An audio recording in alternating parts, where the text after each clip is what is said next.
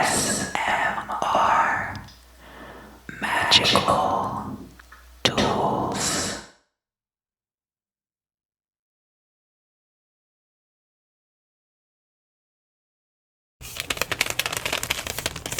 Hi, welcome back.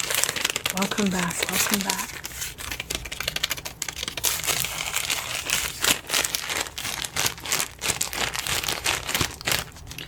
So it's been a while since I've used incense in one of the crystal scrying videos.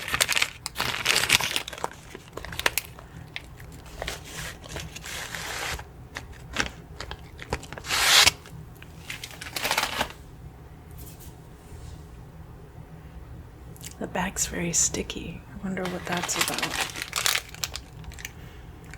It's just been in the drawer with the other incense.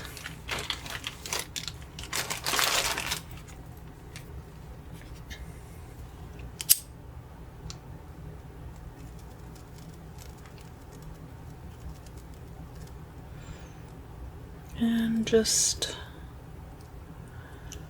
always have intention for your flame, first of all. I'm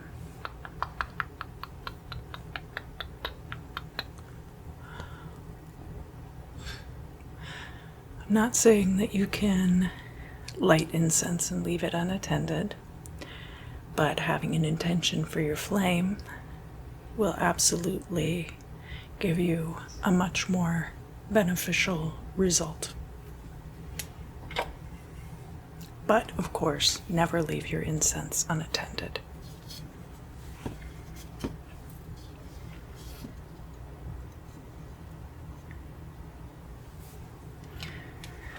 So, let's talk about the week ahead. This is going to be July 12th through the 18th. The moon is going to start out in Leo in roughly the 12th mansion. So I'm going to be including a little bit of information about the lunar mansions this week as well.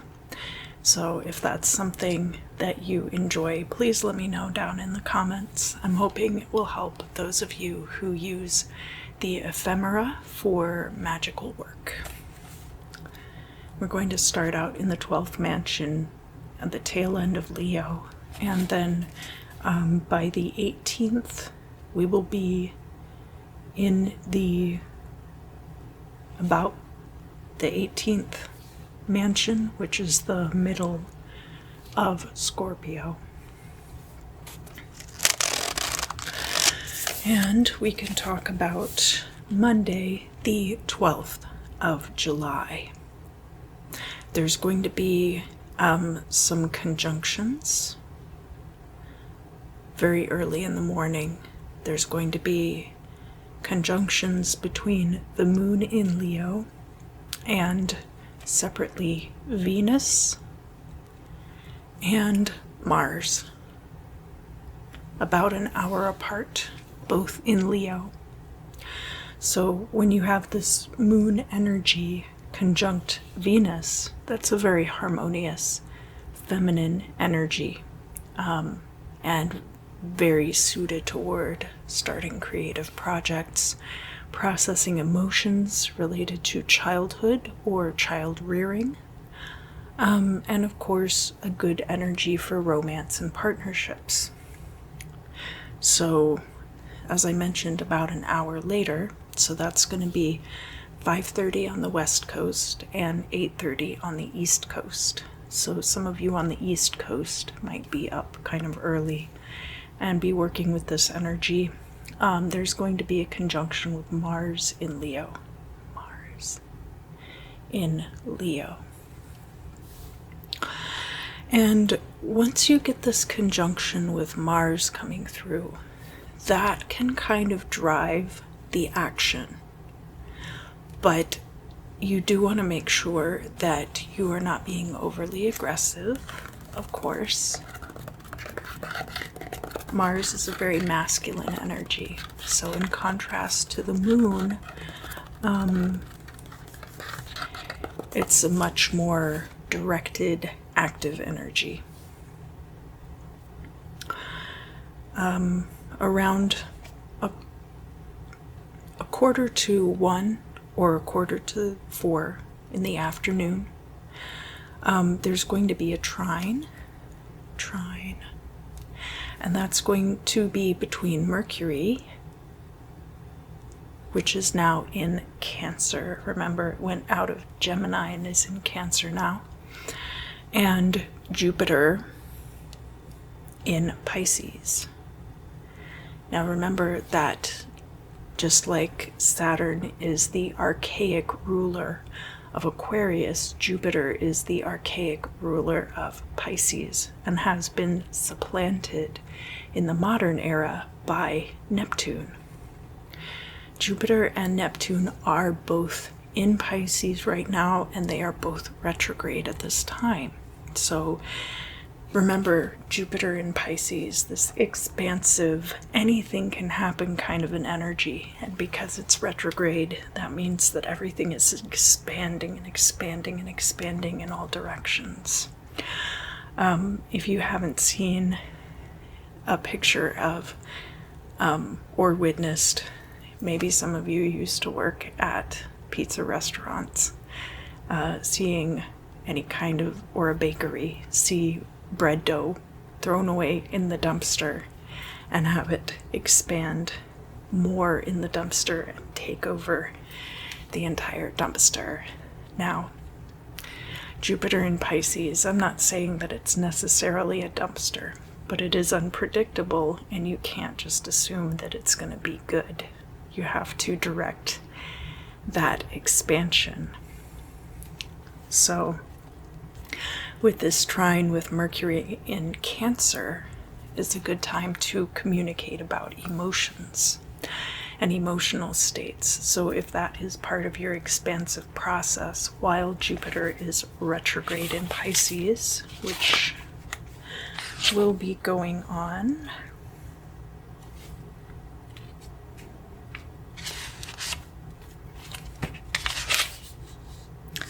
until later this month, when Jupiter is actually going to back all the way into Aquarius again.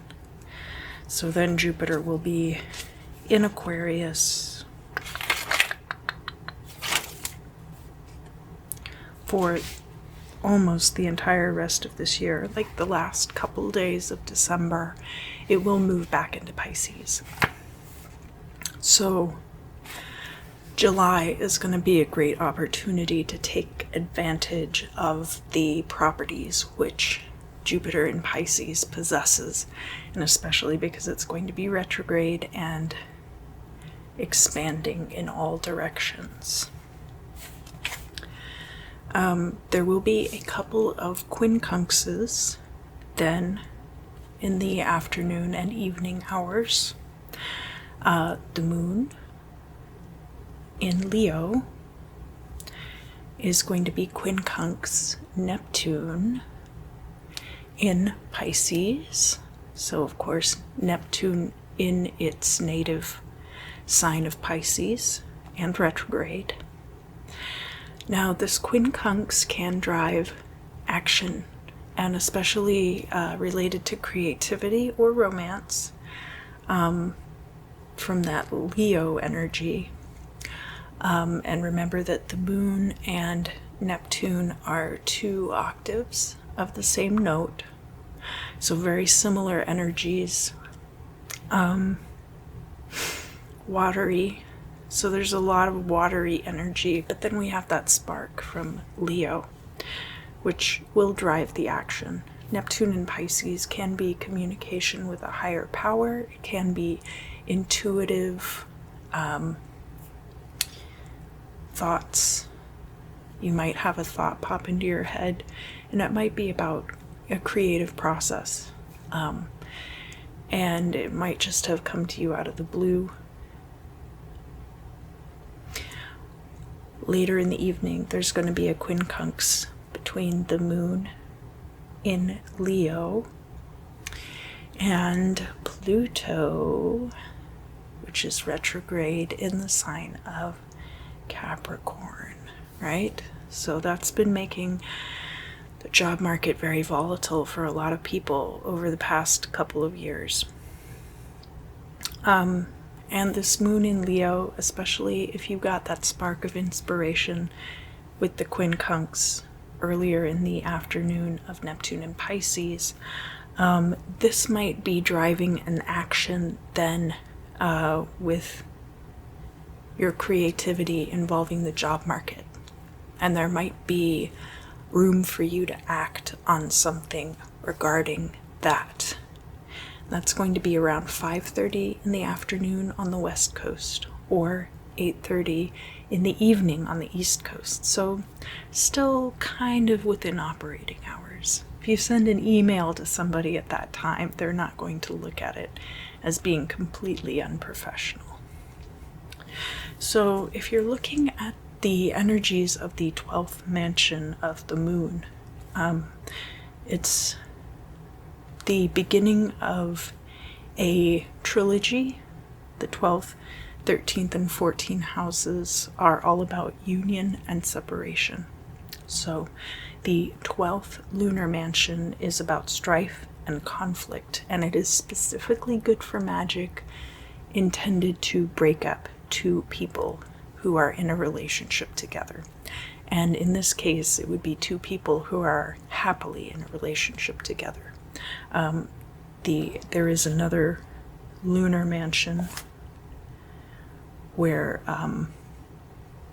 you can use that lunar mansion energy better for relationships where the people are not suited to each other.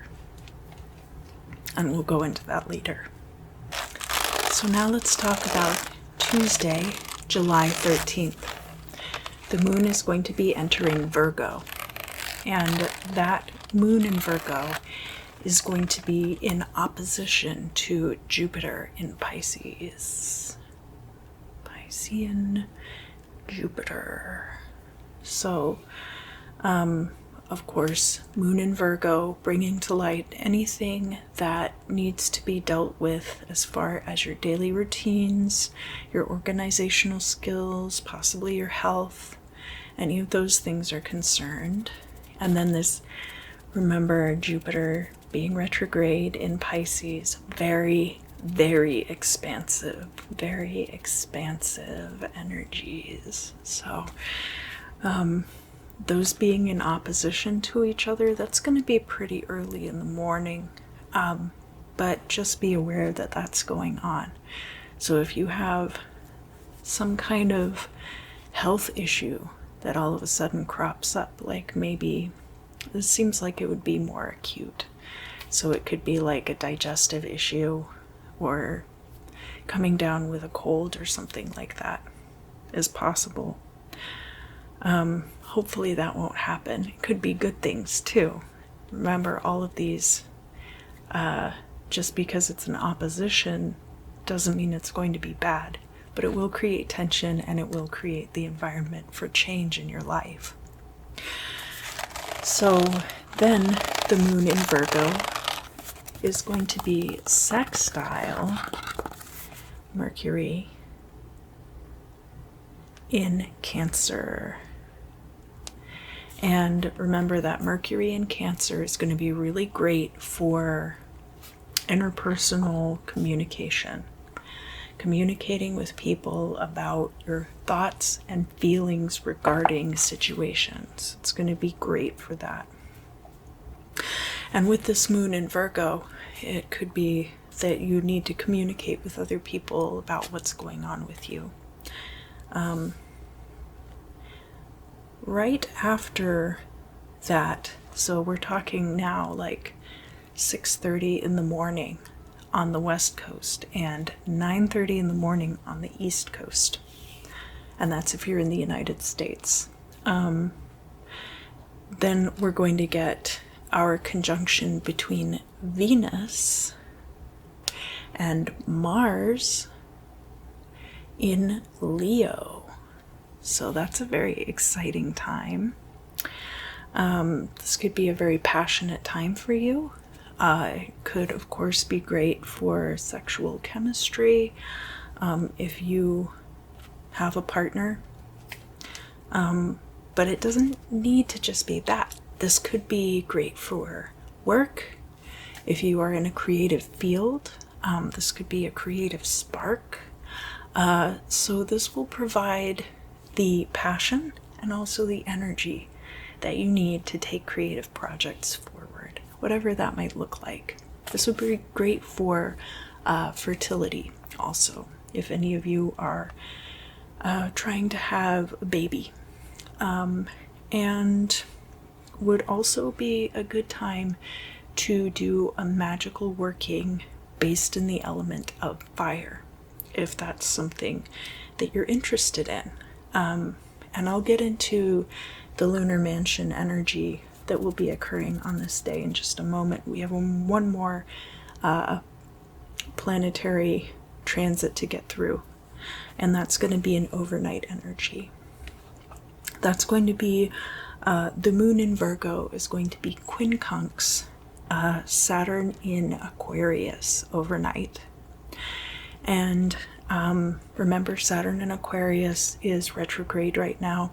Any parts of the establishment, government, the status quo are really digging in their heels with this Saturn retrograde energy.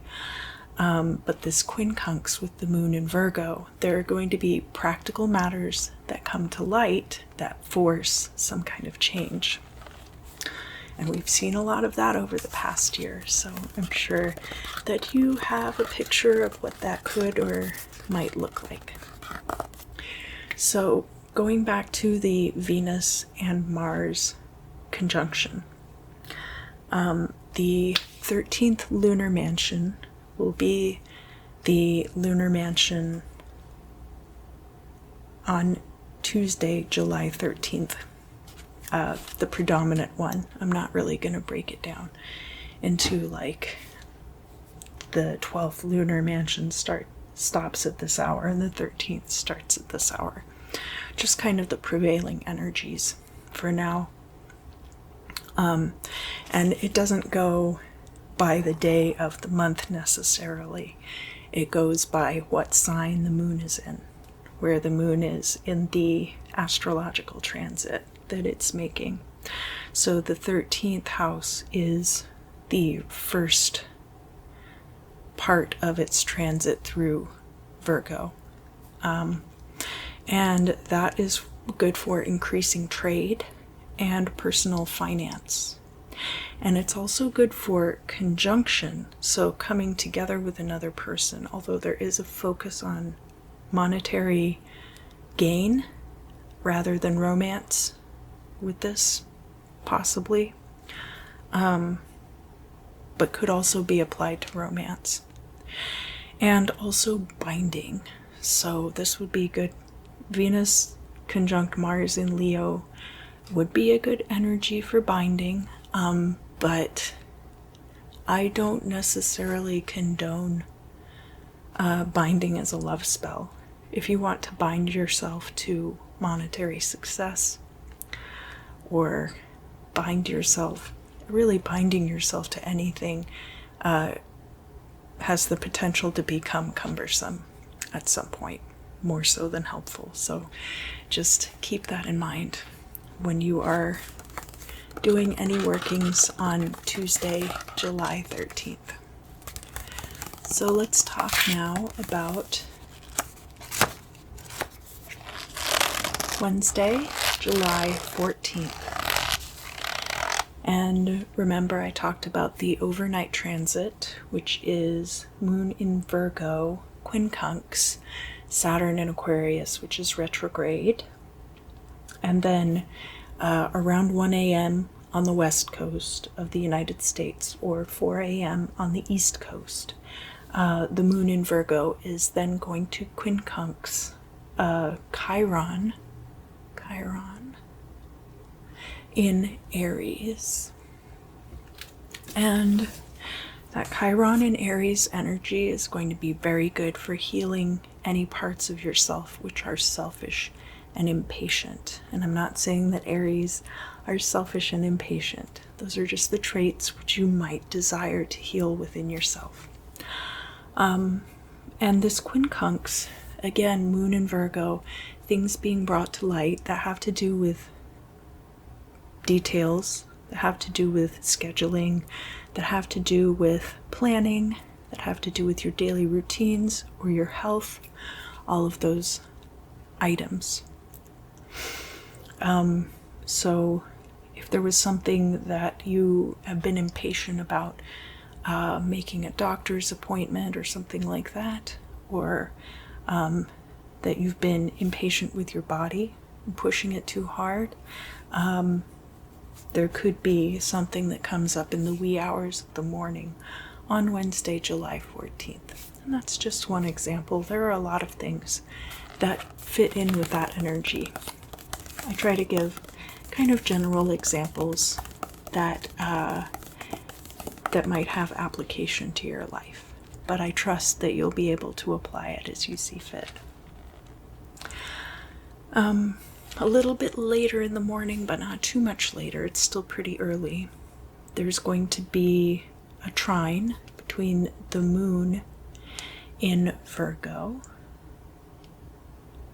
and Uranus in Taurus. And this Uranus and Taurus energy can be about jointly held possessions. It can also be brand new, novel, iconoclastic ideas regarding people's finances and securities. And again, this moon in Virgo is going to be attention to detail, bringing to light scheduling or health or issues with the daily routine possibly.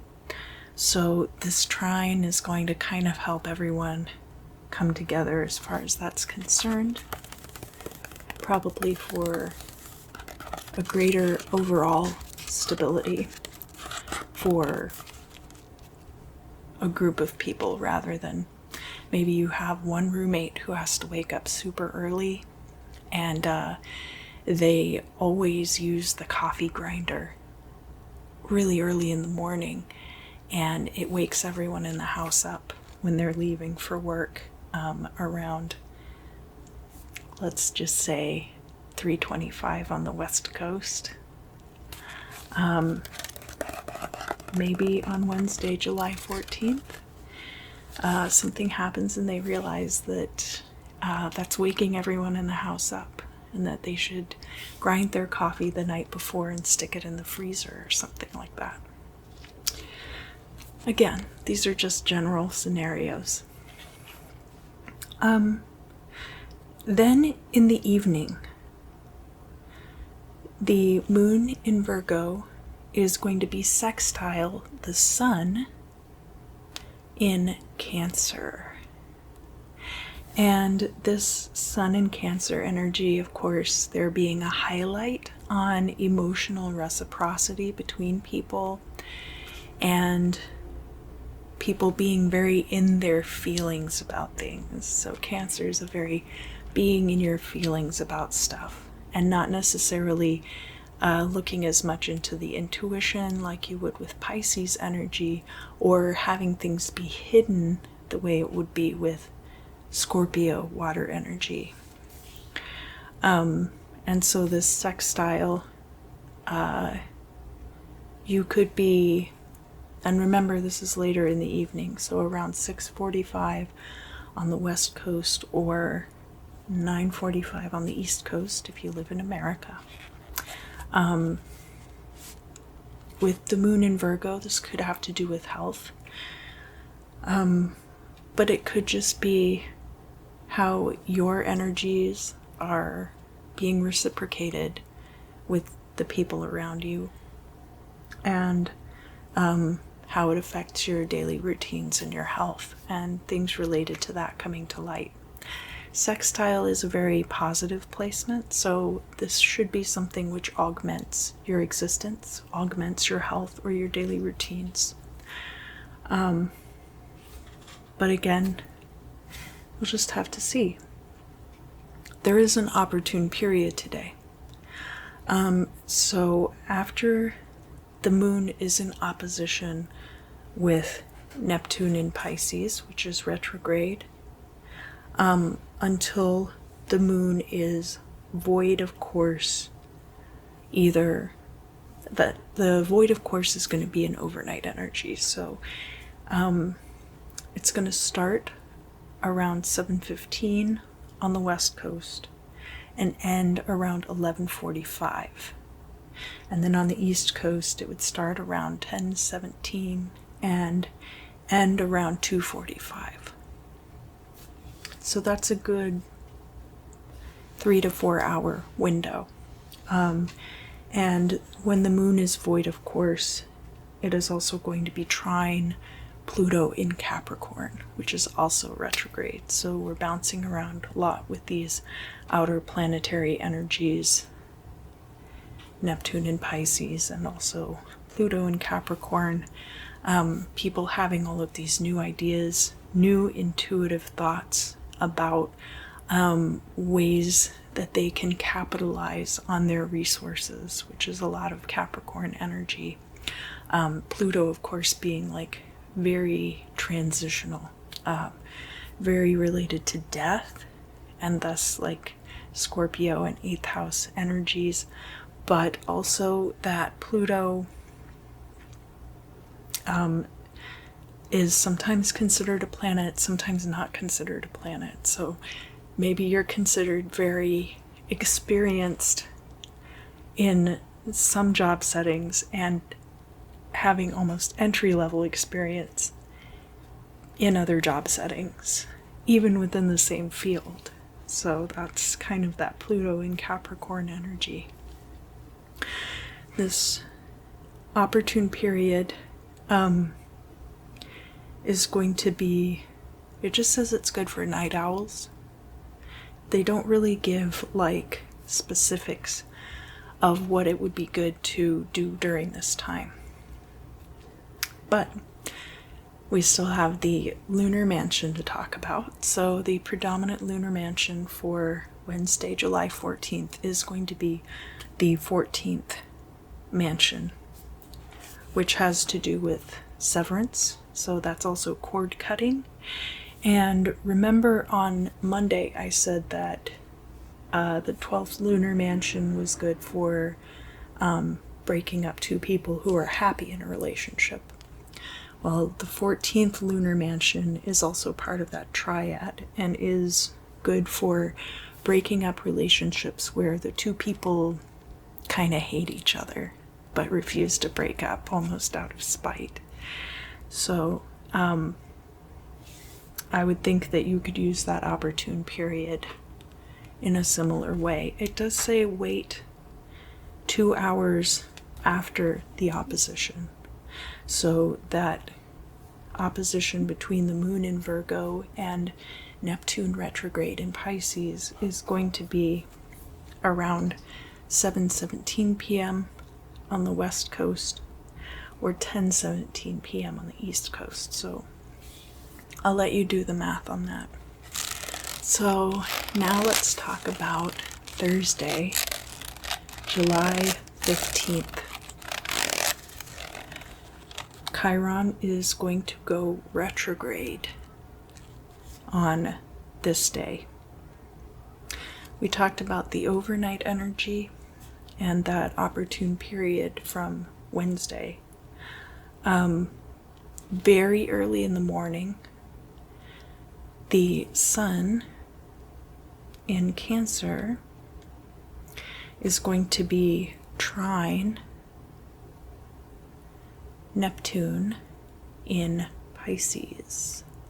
So now is the ideal time to integrate your feelings with your intuition and really reach a much better understanding of your own emotional states overall in the context of the spiritual environment that you inhabit, the subtle realm, if you will, which is, of course, Neptune in Pisces.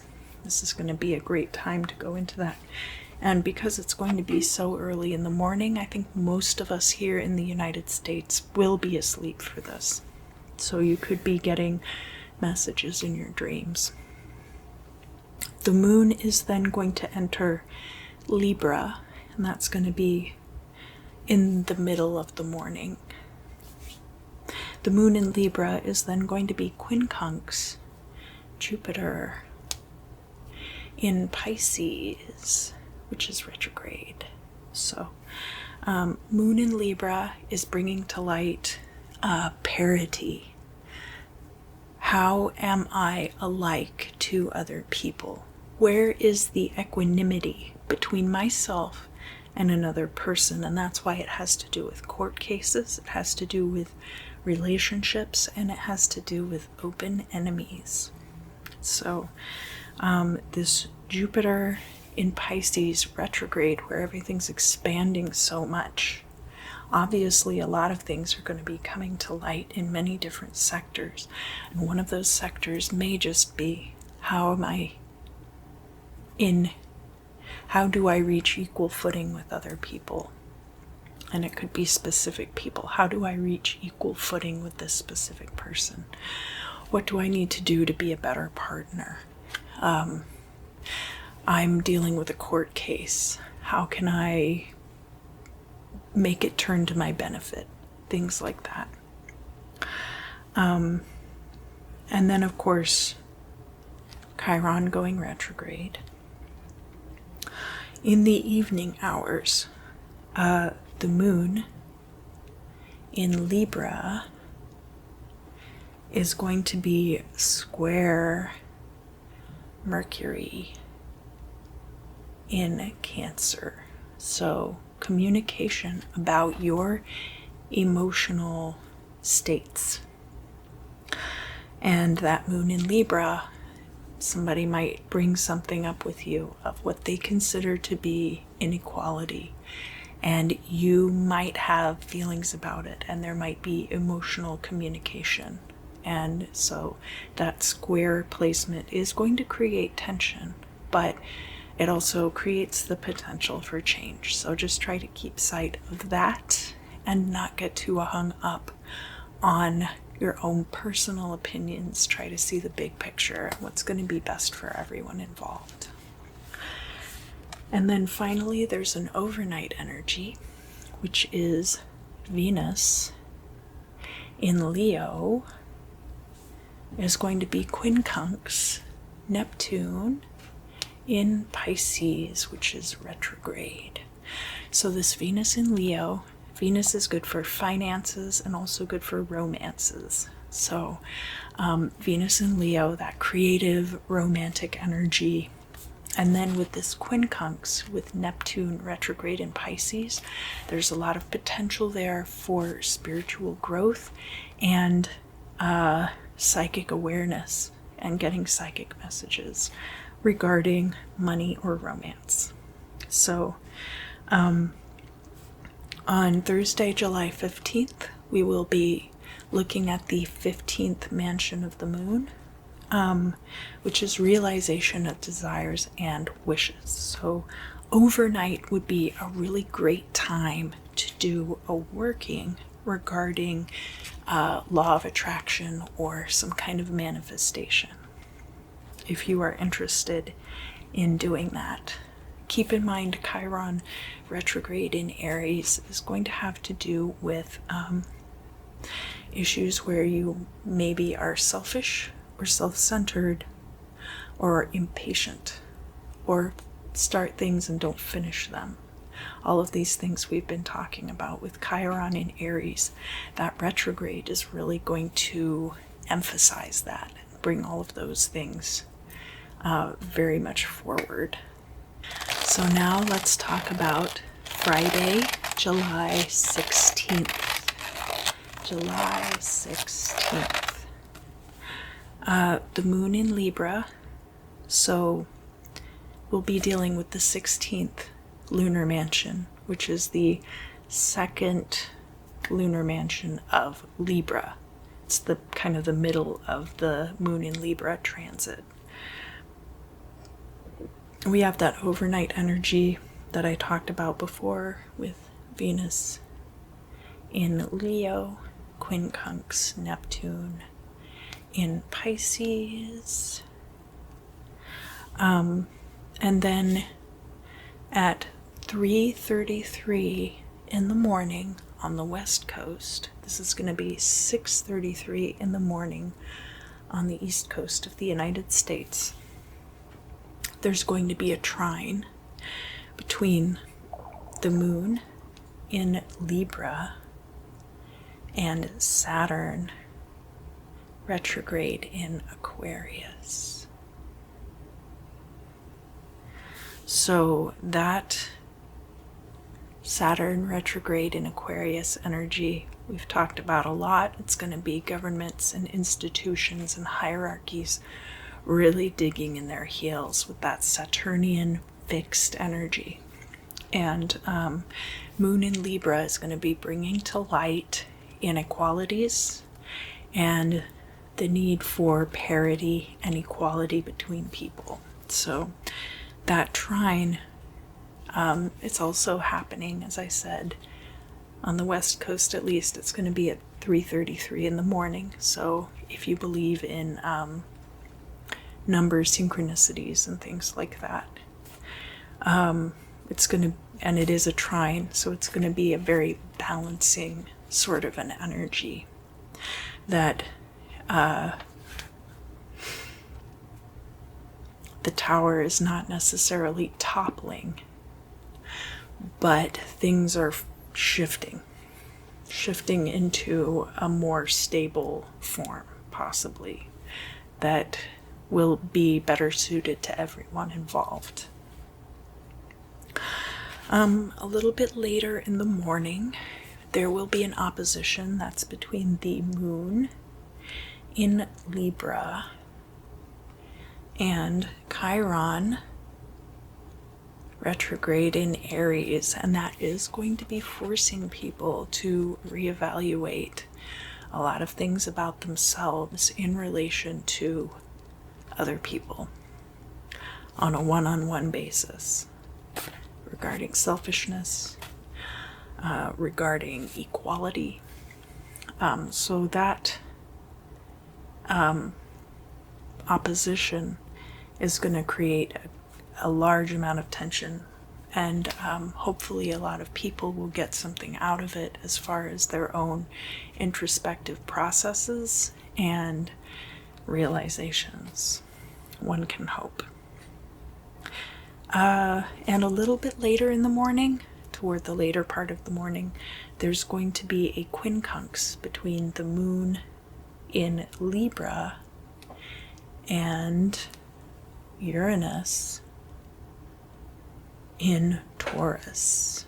So hopefully that quincunx will be a call to action based on that previous opposition between the moon and Chiron, where we're reconciling all these things, and then with this quincunx with Uranus and Taurus, actions are taken to benefit the stability of groups of people overall.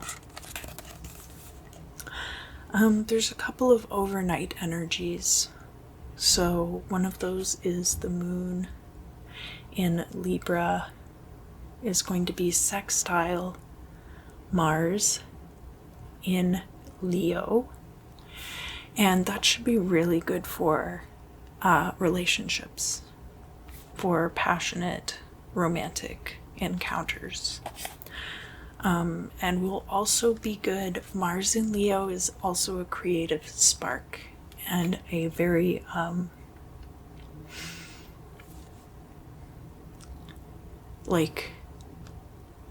aggressive sort of an energy.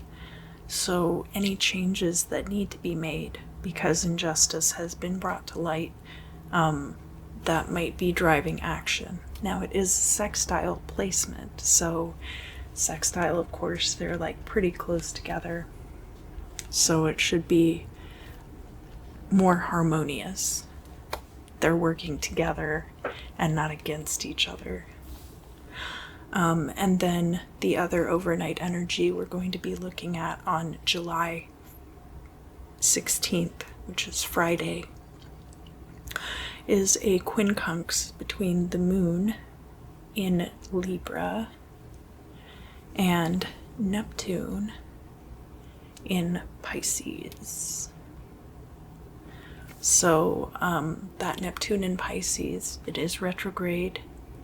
Great psychic awareness and expansion in that sense. Not the same kind of expansiveness you see with Jupiter, but having Jupiter in Pisces with Neptune, so both of the Jupiter being the archaic ruler of Pisces and Neptune being the modern ruler of Pisces. We've got both of the rulers there. We've got expansion, we've got psychic awareness. Both of them are retrograde. They're going to be hanging out in Pisces for a little while. Jupiter actually is going to back all the way into Aquarius at the end of July and be retrograde there until later this year. But with the moon in Libra, there could be intuitive flashes of ways to make things more equal among people. The 16th lunar mansion, so that is the middle mansion of Libra. And it's kind of, at this point, it's kind of like this way and that way, because the lunar mansions don't line up exactly to the days. So I'm kind of, again, giving like a general idea of the prevailing lunar mansion for the day.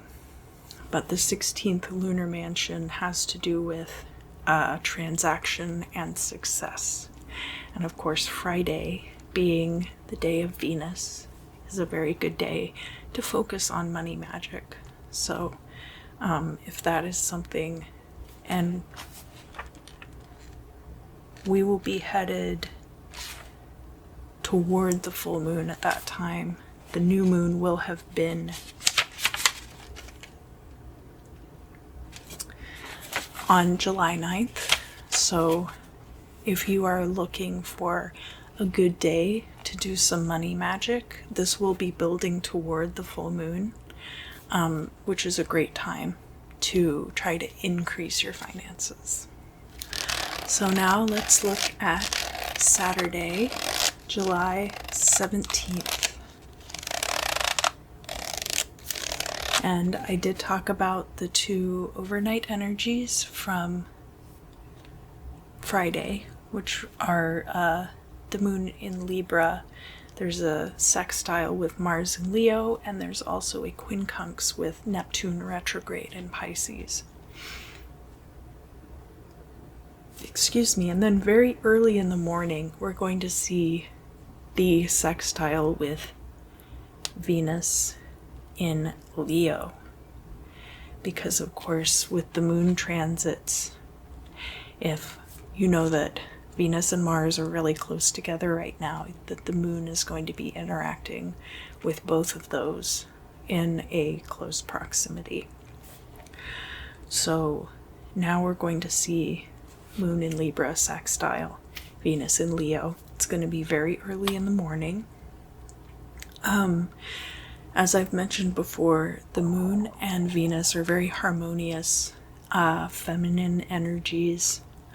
And Libra is great for partnerships, and Leo is great for romance. So this could be a good romantic energy, but could also be good if you are trying to settle debts. It could be good for settling debts also. Whether you owe someone else money and you need to find a way to make money to repay that person, or whether you're trying to get someone to pay you back. That would be a good energy to tap into for that. Still quite early in the morning, there's going to be a square between the moon in Libra and the sun in Cancer. And that sun in Cancer, again, is going to be very much about people being in their feelings. And so with the moon in Libra and injustices coming to light, people are going to have their own opinions about those things that are going to need to be reconciled. So that's what this square is about. It's early enough that it's really only going to affect a small portion of the population in the United States. So it's around 3:11 in the morning on the West Coast, or 6:11 in the morning on the East Coast. So if you are able to sleep in on that day, you might as well. And about an hour after that, the moon is going to be void of course, and will be square Pluto retrograde in Capricorn. That seems to be the final placement for a lot of our moon transits before they enter the next sign, and it's very fitting that should be the case, because this Pluto in Capricorn energy, for being as distant as Pluto is, it really seems to have had quite an effect on the past couple years, making things very volatile in the job market and making people's understanding of how to utilize the resources around them to their benefit, making that very intangible. So when we have this square, the moon in Libra, of course, what is fair coming to light, and that uncertainty regarding use of resources to the best benefit of each individual is going to create tension. In the middle of the day is when the moon is going to enter Scorpio. And the moon in Scorpio is then going to be trine Jupiter retrograde in Pisces. So a great expansive energy.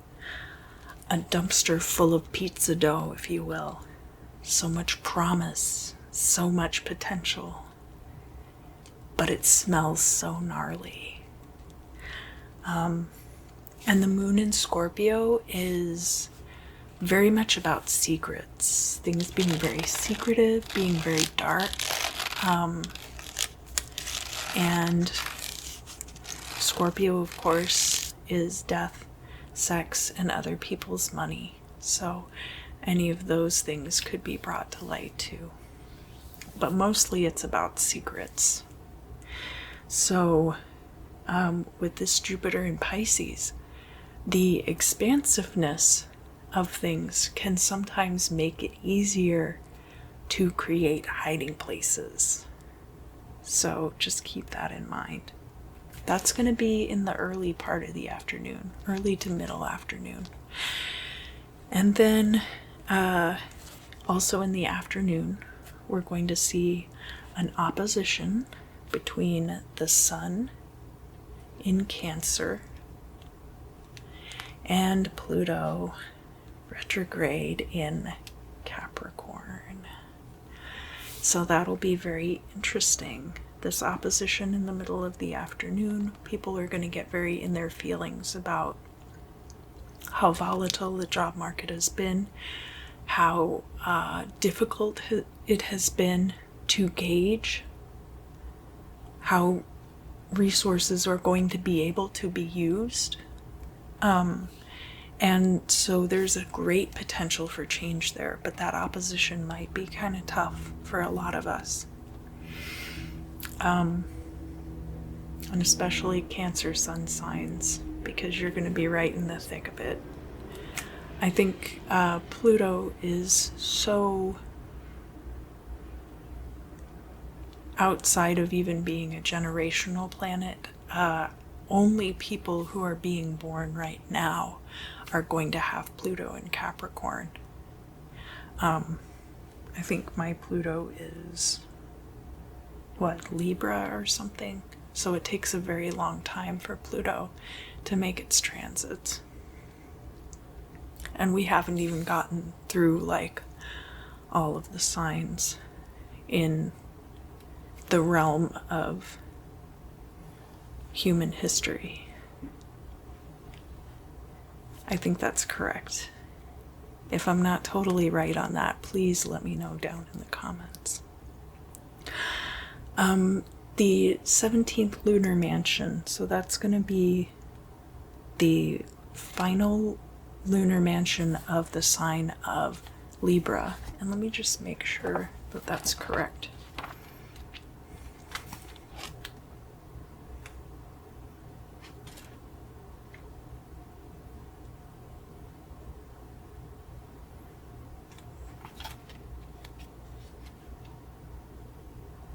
Yeah, so the 17th mansion starts in Libra and goes into Scorpio. And it has to do with protection of resources and guardianship. Now, this is also occurring on Saturday, which is Saturn's day, so very good for establishment and also very good for protection.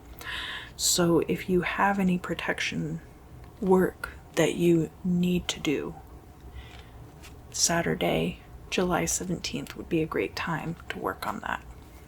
All right, so finally we're talking about Sunday, July 18th. And very first thing in the morning, so not too long after midnight on the West Coast, Venus in Leo is going to be quincunx Pluto retrograde in Capricorn. And I hope that the prevailing attitude that you've gotten from me is not that this Pluto retrograde in Capricorn is a bad thing, but rather that Pluto retrograde in Capricorn is just very unpredictable, and it has affected a lot of people in a very pronounced way. So this quincunx with Venus in Leo is going to be a great time for those of you who are night owls to emphasize the financial traits of Venus and the creative traits of Leo, to take this volatility and unpredictability and use it to your benefit. A little bit like in the middle of the morning, the moon in Scorpio is going to be trine Mercury in Cancer. And again, moon in Scorpio is very hidden, very occluded energy, very easy to keep secrets there. So this trine with Mercury in Cancer, this is communication about emotions and feelings. And it might be a good time to hide those things. Not everybody needs to know how you're feeling all the time. It might also be a good time to communicate in a way that is not super direct. Subtle forms of communication also. Around that same time of morning, the moon in Scorpio is going to be square Saturn in Aquarius, retrograde. So remember that Saturn in Aquarius, all these establishments are really like digging in and trying to maintain their sovereignty and their hierarchy. And this moon in Scorpio, you don't know what you don't know, and that's going to create tension for the existing systems. The moon in Scorpio is then going to quincunx Chiron in Aries a little bit later in the morning. And that Chiron retrograde in Aries, again, healing all the parts of ourselves that are selfish, and healing all the impatient parts of ourselves. So that quincunx, these secrets, might force some kind of action as far as that's concerned. Mercury in Cancer is going to be quincunx Saturn in Aquarius a little bit later in the morning, so around the middle of the day. Whatever came up with that square with the moon in Scorpio and Saturn retrograde in Aquarius earlier in the day, Mercury in Cancer, there might be communications about people's feelings regarding that might drive some action with that quincunx. Also in the middle of the day, Mars in Leo is going to quincunx Neptune in Pisces. So remember that we had the quincunx very early in the morning with Venus in Leo and Pluto in Capricorn. And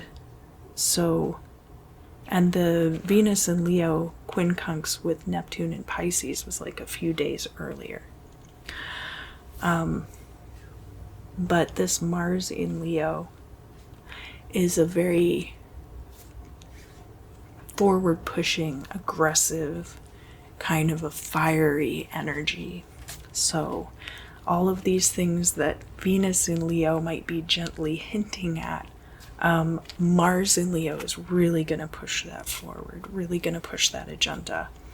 And Neptune in Pisces retrograde, obviously, is going to have to do with your psychic intuition regarding certain things. So it could be like, wham, you just get hit with a flash of enlightenment.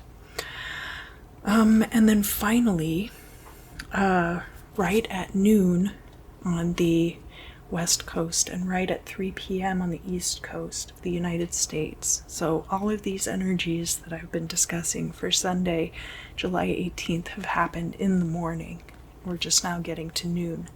At noon, there's going to be an opposition between the moon in Scorpio and Uranus in Taurus. Things are very hidden, and it makes everyone uncomfortable. So, looking at the lunar mansions, we'll be looking at the 18th lunar mansion for Sunday the 18th, and that is kind of like the first part that's just Scorpio. Remember, the 17th lunar mansion was Libra into Scorpio, so now we're talking just Scorpio. And this can have to do with poison and also medicine, but has a lot to do with force, so he who seizes, and also the angel of death. So especially with that opposition right at noon, just be very careful on Sunday the 18th, and do not put yourself around people who don't have your best interests at heart.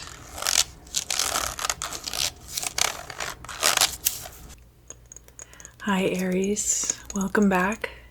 Welcome back, welcome back, welcome back.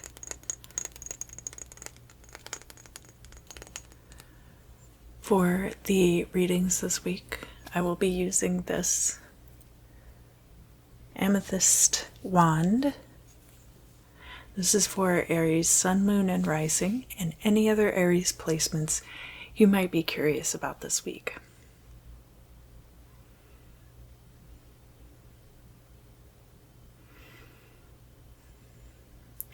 horses in the clouds. Yeah, I feel like the bodies of the horses and the hoof falls, almost like I'm galloping, like I'm the one galloping. And it's like rushing water too. So there could be something this week that's coming toward you with great energy, great force, and great speed.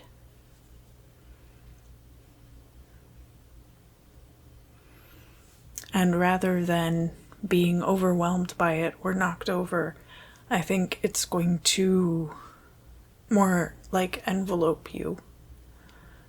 And you're going to be carried away by it like a wave. So not that it's going to be an impact force against you, but that it will be the kind of like water rushing all around you and carrying you. This energy is going to, you could find yourself in a completely different place, definitely. And it could be disorienting. It could be a better place for you, but it could just be different. I very much get the impression that there's a lot of energy and a lot of swiftness behind a particular move, but that the move itself, it could be pretty lateral, pretty neutral. So just keep that in mind, that if you're putting a lot of energy into this move, I mean, it might be too late at this point to turn back, but just keep in mind that if you are putting a lot of energy into this particular move, that it might just be different and not necessarily better. Maybe you'll like it better. Maybe you're just getting carried away from a certain place, and that's possible too. And in that case, if it's a situation where you're being carried out or pushed out of a situation, the situation where you will end up will be very, very equal, very equally weighted. All right, Aries, so if you would, please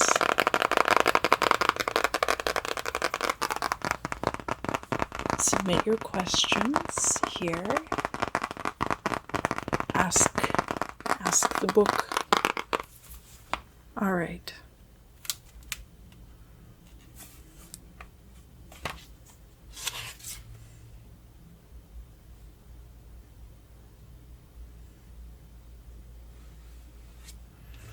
Interesting. Law is a two-edged sword, which will assuredly smite thee if thou comest within its reach. So if it's the choice between you taking up a legal battle in order to try and stay somewhere, or allowing yourself to be at the mercy of fate, I would actually encourage you to just allow fate to take you where it may. Aries, thank you so much for joining me this week. I hope that you have an excellent week ahead. If this reading resonates with you, please let me know down in the comments.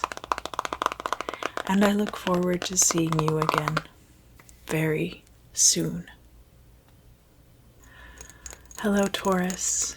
Welcome back, Taurus, Sun, Moon, Rising, and any other Taurus placements about which you are curious over the week ahead.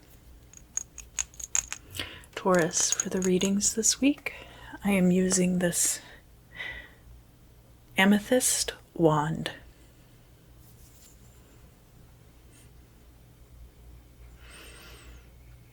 I feel it's like a gentle breeze, but it's also there's a harshness to the climate. So this could be tundra, it could be desert.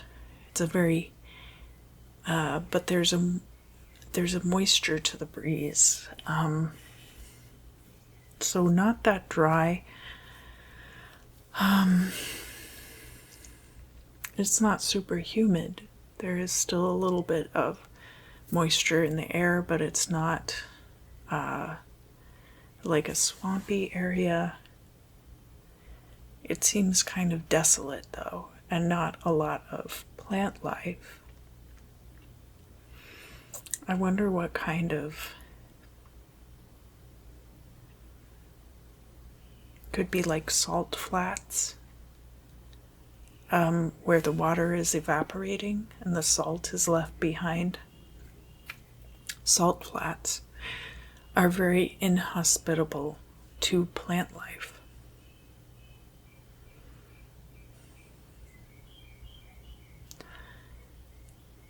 But there are things which grow there.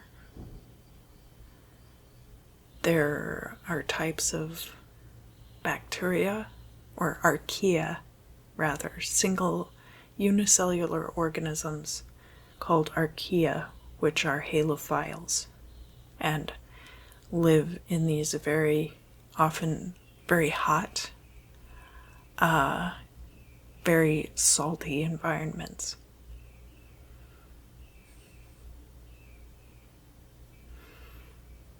And these places have their own beauty. But a sign like Taurus, which is very aligned with the earth and very aligned with the fertility of the earth. Taurus, of course, having to do with stability, desiring comfort. This place is very comfortable to these single-celled, salt-loving organisms. They can't really live anywhere else. But very few other organisms can live there.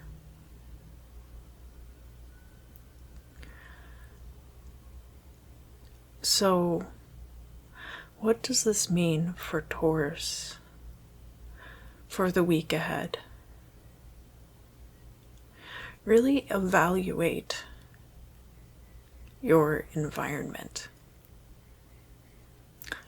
And not just your environment like your living space, but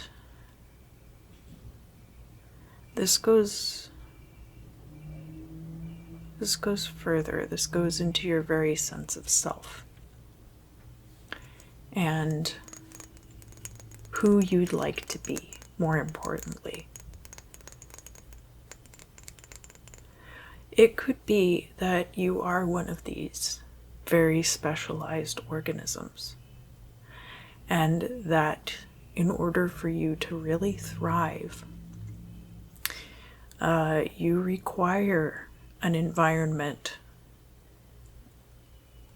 and thrive in an environment which is very hostile to others in some way, shape, or form, because most Taurians seek out comfort.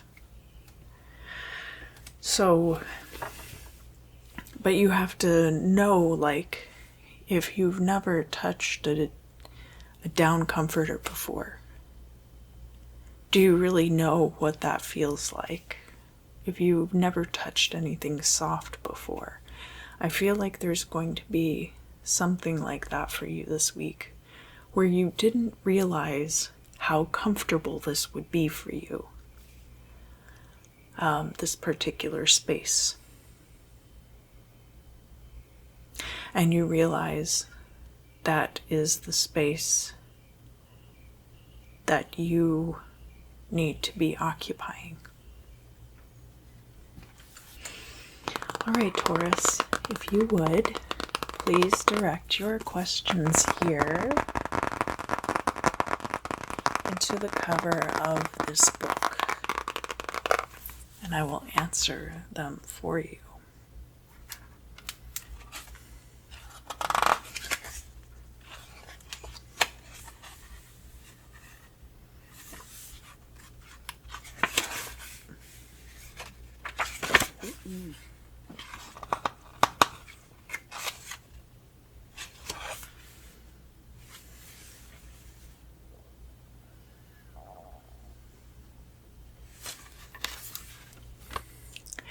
If thou tarriest at home, thou shalt meet with few changes. So basically, if you never leave your house, it's very easy for everything to remain the same as it's always been. Thank you for joining me, Taurus. If this reading resonated with you, please let me know down in the comments. And I look forward to seeing you again very soon. Hello, Gemini. Welcome back, welcome back. Gemini sun, moon, rising, and any other Gemini placements which you might be curious about for the week ahead. For the readings this week, I am using this amethyst wand.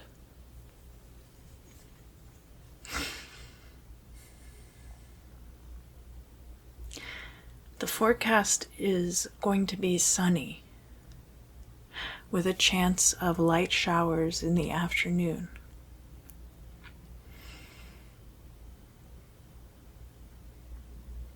So I don't know if some of you are planning to be working outside. Some of you might be starting gardens. And it might not be a garden, it might be something else that you are planning to do outside. I know that a lot of people are starting to plan gatherings again. So it could be that you're planning a get-together. It could be that you're planning some kind of festival, or planning something where you're going to have vendors. It could be any kind of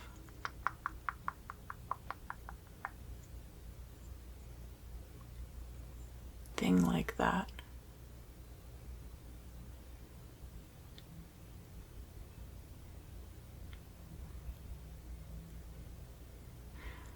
Let me give you the rundown on the schedule.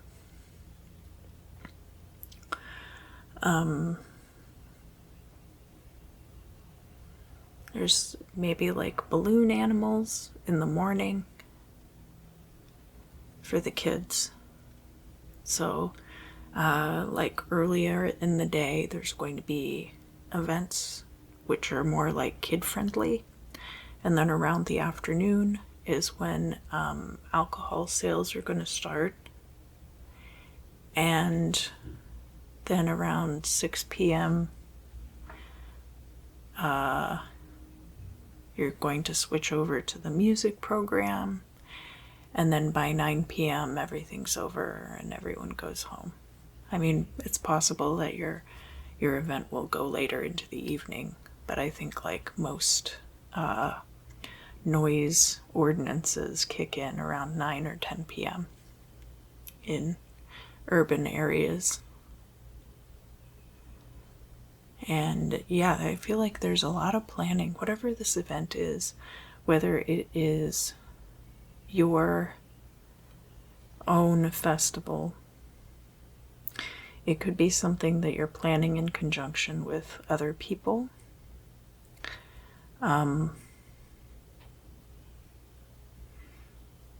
And it could be, it doesn't have to be happening this week, but you could be starting to plan it this week. And it has the potential to be really successful. I don't take responsibility for your success or failure, but because of the level of planning involved in what you are doing, it looks like it's probably going to be very successful.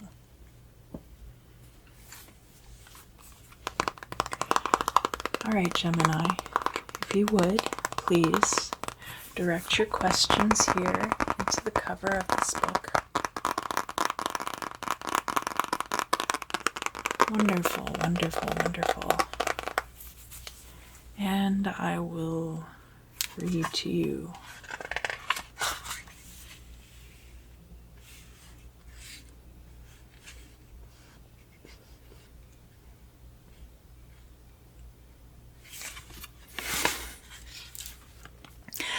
The present age teems with events of much political importance. So take that as you will, Gemini. I hope you have a wonderful week ahead. Thank you so much for joining me. If this reading resonates with you, please let me know down in the comments. And I look forward to seeing you again very soon. Hello, Cancer. Welcome back. Welcome back. Welcome back. This is for Cancer, Sun, Moon, Rising, and any other Cancerian placements which you might be curious about for the week ahead.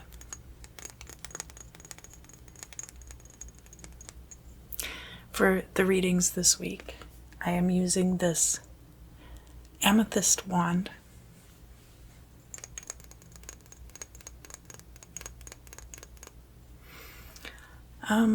Some of you might be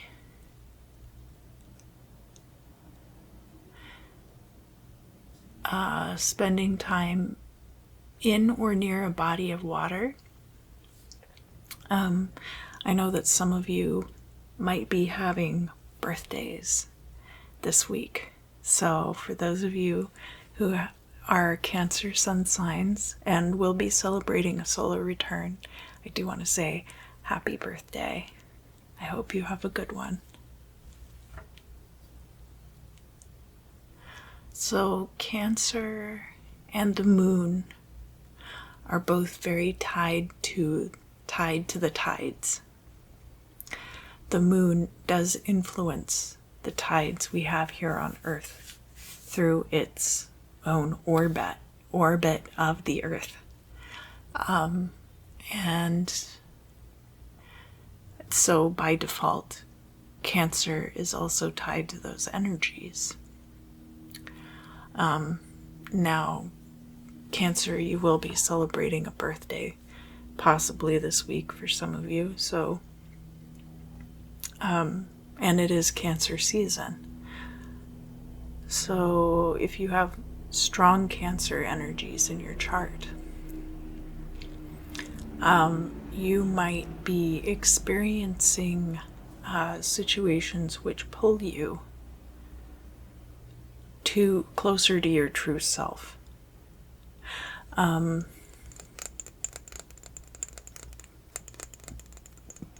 cardinal signs, which includes Cancer, is Aries, Cancer, Libra, and Capricorn, are the cardinal signs.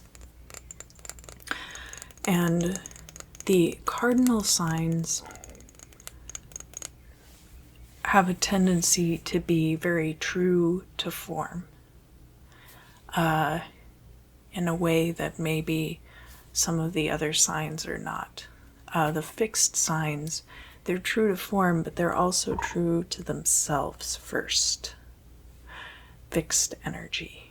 So the cardinal signs have a tendency to be a little more constrained to their astrological energies in theory.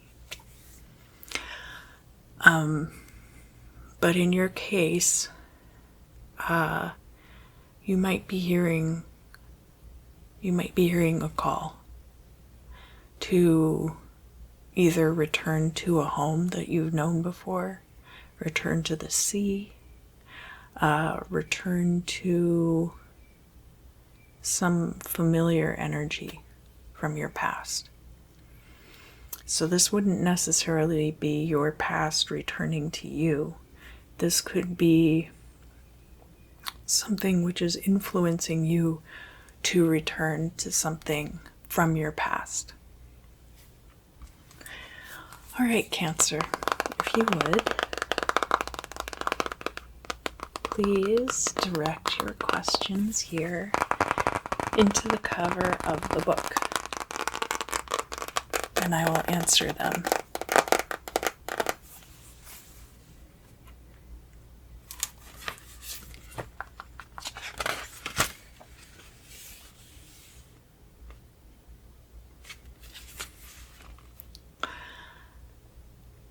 Ignorance and oppression, like a thick mist on the mountaintop, will be gradually dispersed as the sun of knowledge enlightens the understanding of men. What a great quote for Cancer season. We also have Mercury in Cancer this week, so as far as communication is concerned, very conducive to that as well. Thank you so much for joining me. I hope you have a wonderful week ahead.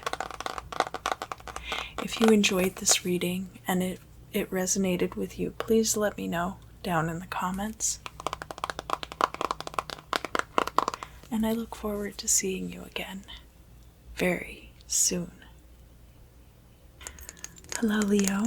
Welcome back. Welcome back. Welcome back. This is for Leo, Sun, Moon, Rising, and any other Leo placements you might be curious about for the week ahead.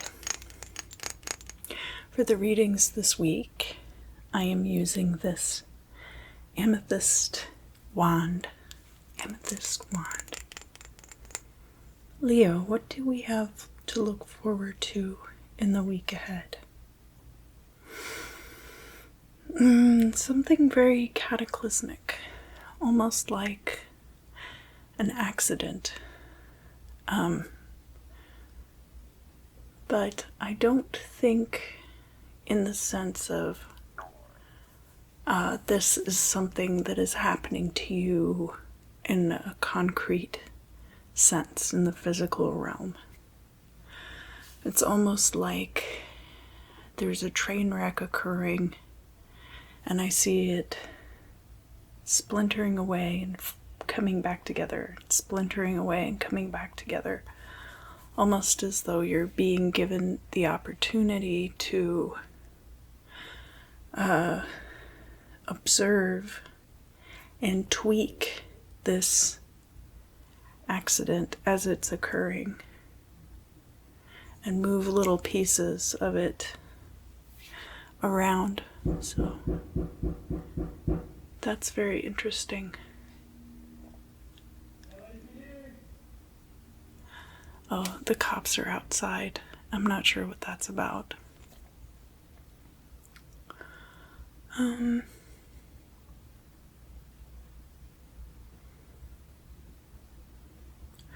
So being able to tweak this accident as it's occurring is going to give you a lot more control over the situation.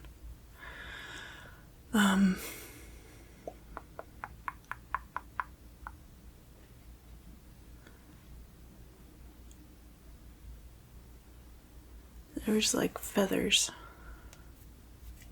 A lot of like a down pillow ripped apart almost. And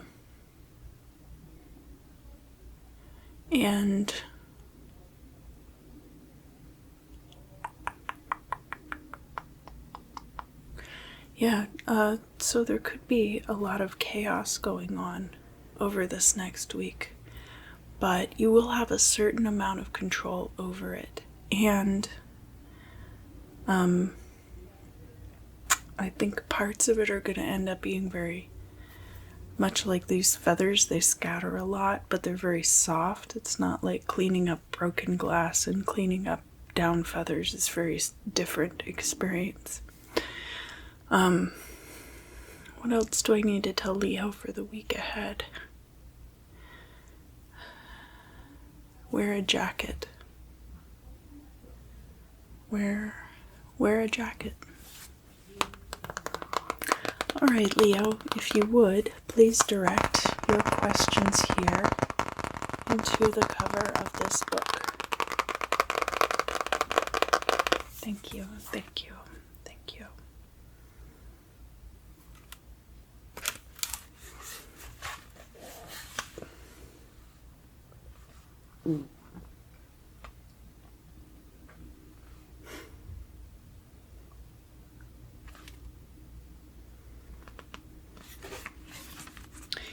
Be content. Let tomorrow provide for itself. Thank you so much, Leo. I hope you enjoyed this reading. If it resonated with you, please let me know down in the comments. And I look forward to seeing you again very soon. Hello, Virgo. Welcome back. Welcome back, welcome back, welcome back. This will be for Virgo, Sun, Moon, Rising, and any other Virgo placements that you might be curious about over the next week.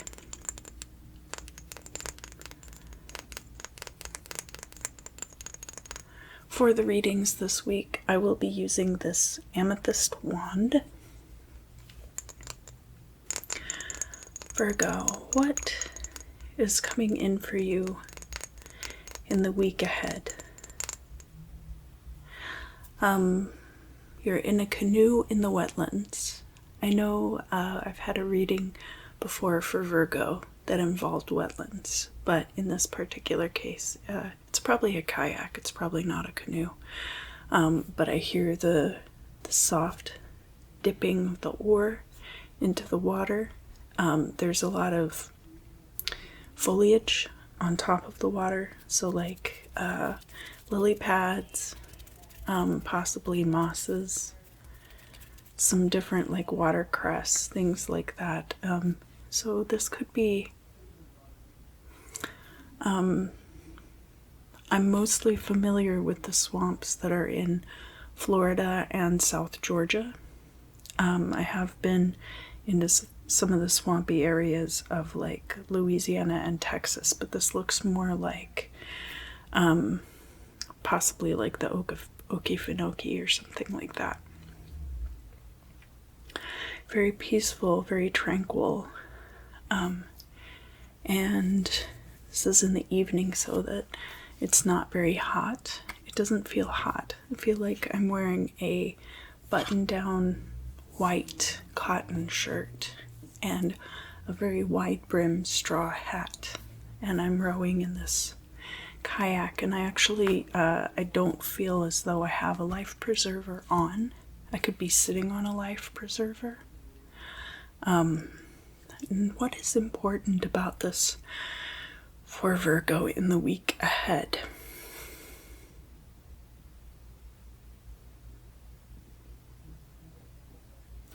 The time is coming, tranquil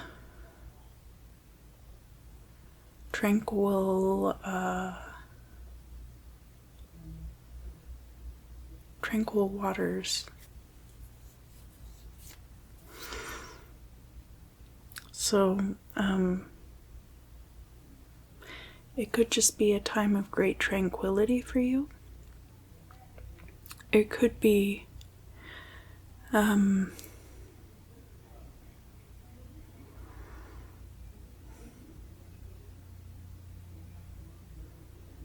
you headed somewhere?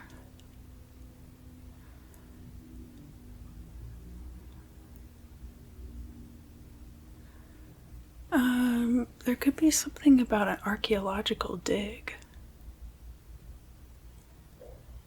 And the contrast between how the area looks now and how it would have looked thousands of years ago when it was inhabited. I know there are a lot of archaeological sites in Florida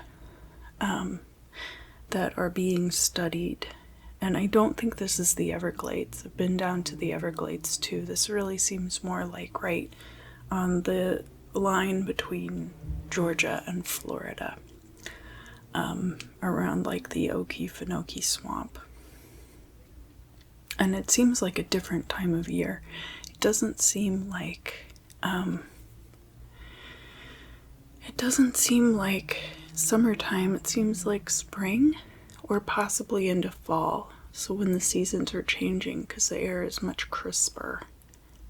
The air is very crisp, and it's humid but not muggy and oppressive.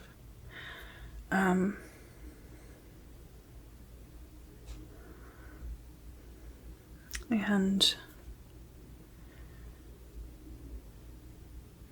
so for you, this time is very tranquil. But at one time, this was a bustling city center and would have been full of people and activity. And so there's a cycling of activity.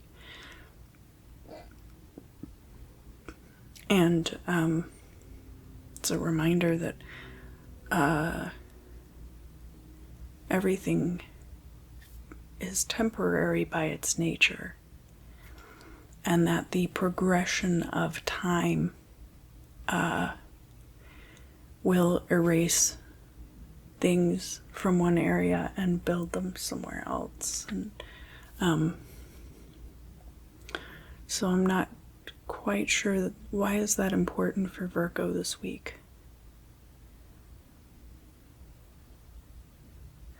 Because you're going to be headed toward the tranquility, and you're going to see signs of that evolution. All right, Virgo, if you would, please direct your questions here into the cover of this book. Wonderful. Great job.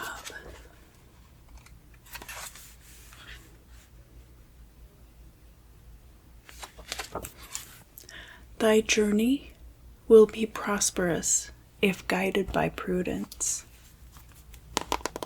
Thank you for joining me, Virgo. If you enjoyed this reading and it resonated with you, please let me know down in the comments. And I look forward to seeing you again very soon. Hello, Libra. Welcome back. Welcome back, welcome back, welcome back. This is for Libra, Sun, Moon, and Rising, and any other placements which you might be curious about for the week ahead. For the readings this week, I am using this amethyst wand. Amethyst wand. Libra, what do I see for you for the week ahead? Been seeing a lot of water for people.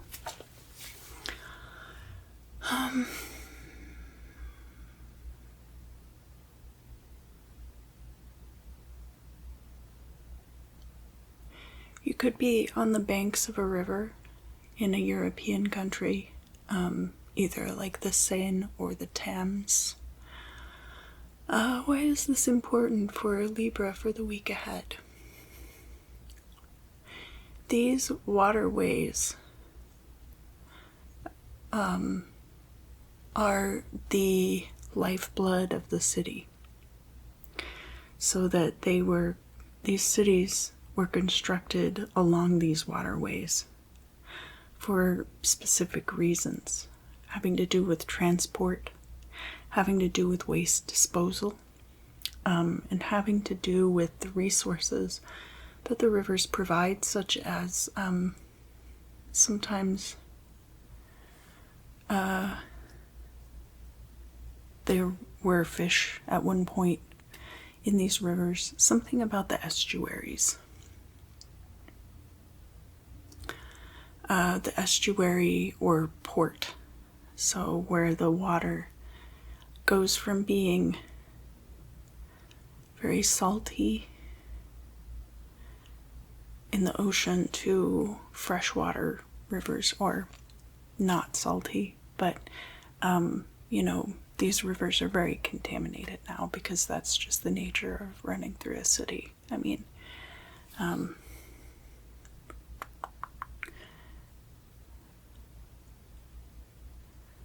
the water is, of course, like filtered and treated before anybody drinks it.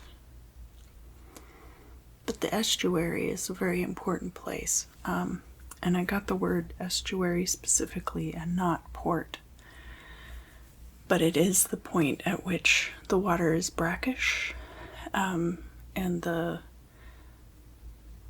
river flows out into the ocean. So the fresh water flowing out into the seawater. And sometimes you can see a line where that changeover takes place. These places are something about eels, maybe. So I mentioned fishing, but actually what one of the main staples of the British diet for a long time was eels. And that seems kind of gross. Eel isn't necessarily one of the more delicious sea creatures by most people's estimations. But eels are edible. You can make them into jellies and pies. And so for you this week, Libra, you have set up systems for yourself, purposefully and with good reason. And because that is the case, there are certain things that are going to be available to you at a subsistence level, much like the eels in the Thames River. That it might not be your favorite kind of food, but it will be available to you during difficult times. And these might not even be difficult times, but it's a period of time where you have a lot going on, and you're not prepared to go to the grocery store all the time. Something like that. So things that are easily available to you, preferably within your own home, are going to be a boon to you over the week ahead. And you've set your life up to be like that. That's how you have set things up to be.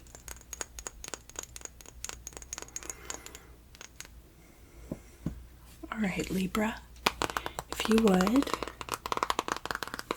please direct your questions here into the cover of this book. Wonderful, wonderful, wonderful.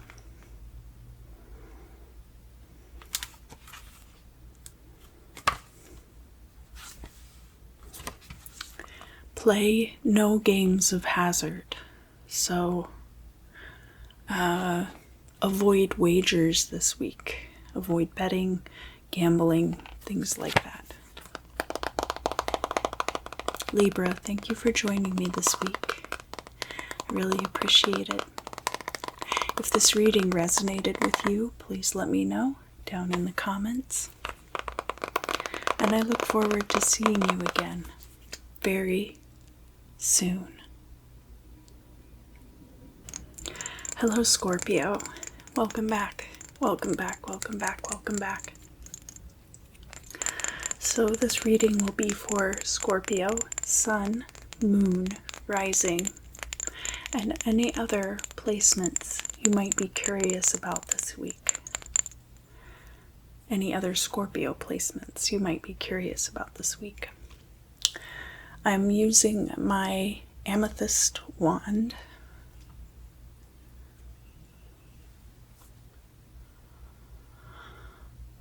Scorpio, I feel like I'm in a wind tunnel. The aerodynamics of a spider building a web inside an air tunnel. So that you may have had some very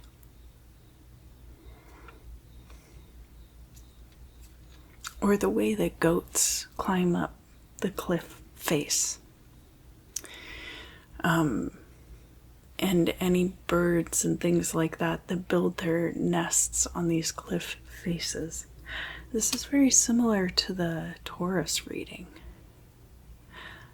So if you have Taurus in your chart also, I encourage you to watch that segment.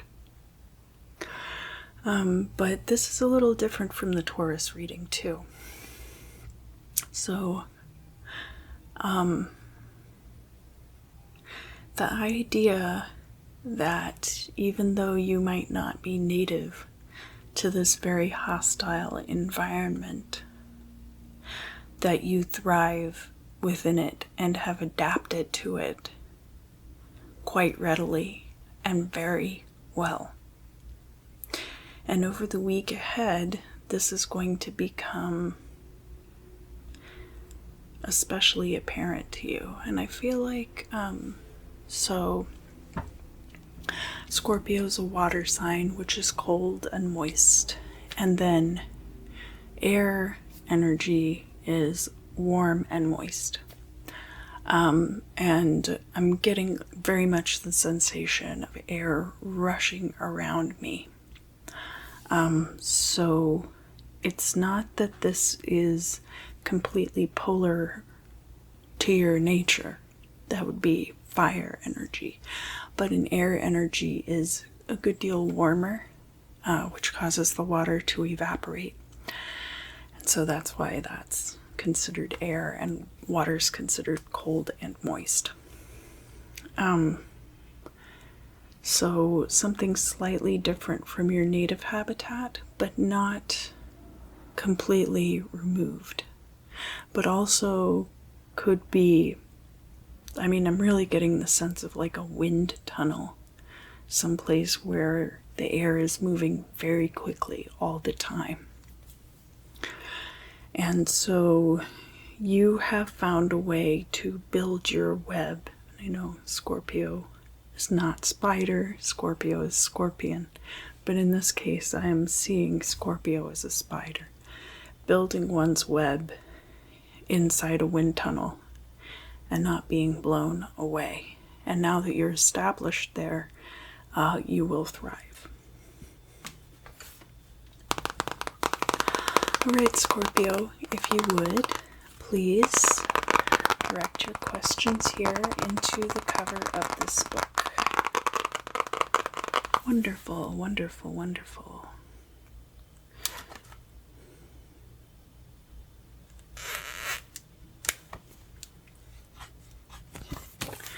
Interest will procure thee great favor from others. So others might be very interested in you over the week ahead. Scorpio, I hope you enjoyed this reading. Thank you so much for joining me. If this resonated with you, please let me know down in the comments. And I look forward to seeing you again very soon. Hello, Sagittarius. Hello, hello, hello, hello, hello, hello, hello, hello, hello, hello, hello, hello, hello, hello, hello. Welcome back, Sagittarius. This is for Sagittarius, Sun, Moon, Rising, and any other Sagittarius placements that you might be curious about for the week ahead. For the readings this week, I am using my amethyst wand.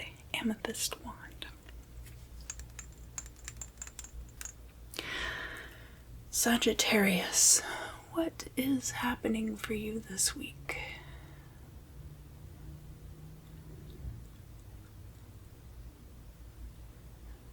You're looking out the window in a very tall building.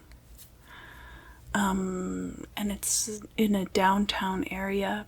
This could be Los Angeles, it could be New York, but it's a big city with older buildings. Not too old, maybe like 60s and 70s, 1960s and 1970s. Not saying that was necessarily when all of the buildings were built, but you kind of get the idea of what I'm talking about. That age, so that would have been like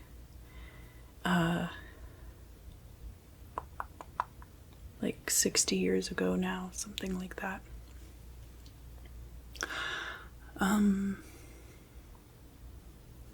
Able to pull up the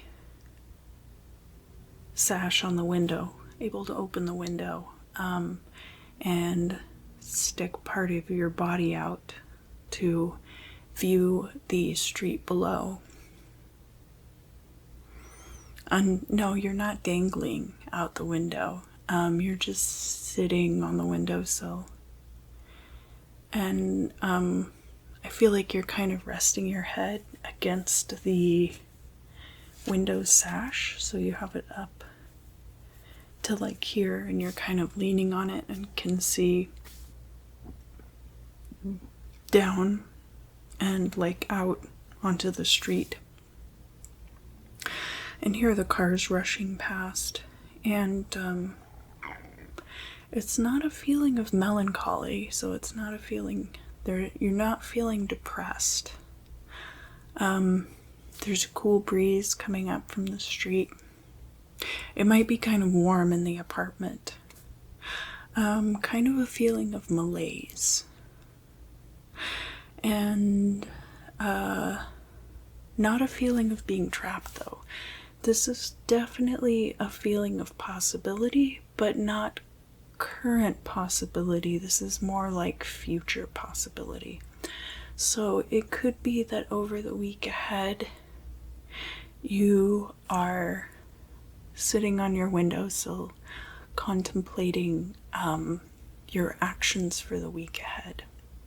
This reminds me very much of the Two of Wands card, where you see a person up on a parapet in a fortress, and they're looking out over the territory, theoretically the territory that they own. And it's not quite the same in this scenario with you looking out over territory that you own. This is more like the idea of you looking out over the possibilities that your current home holds. So of course there's always like commerce on the internet and possibilities for commerce on the internet, but in this particular case it's looking at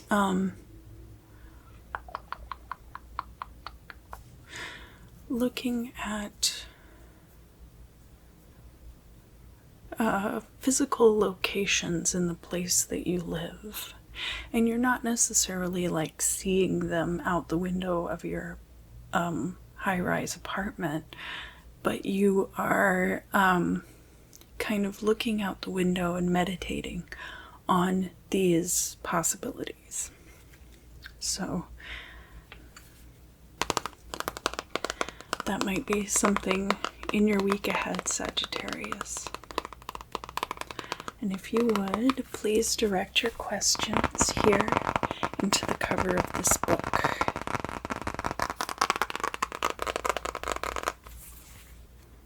Thank you, thank you, thank you.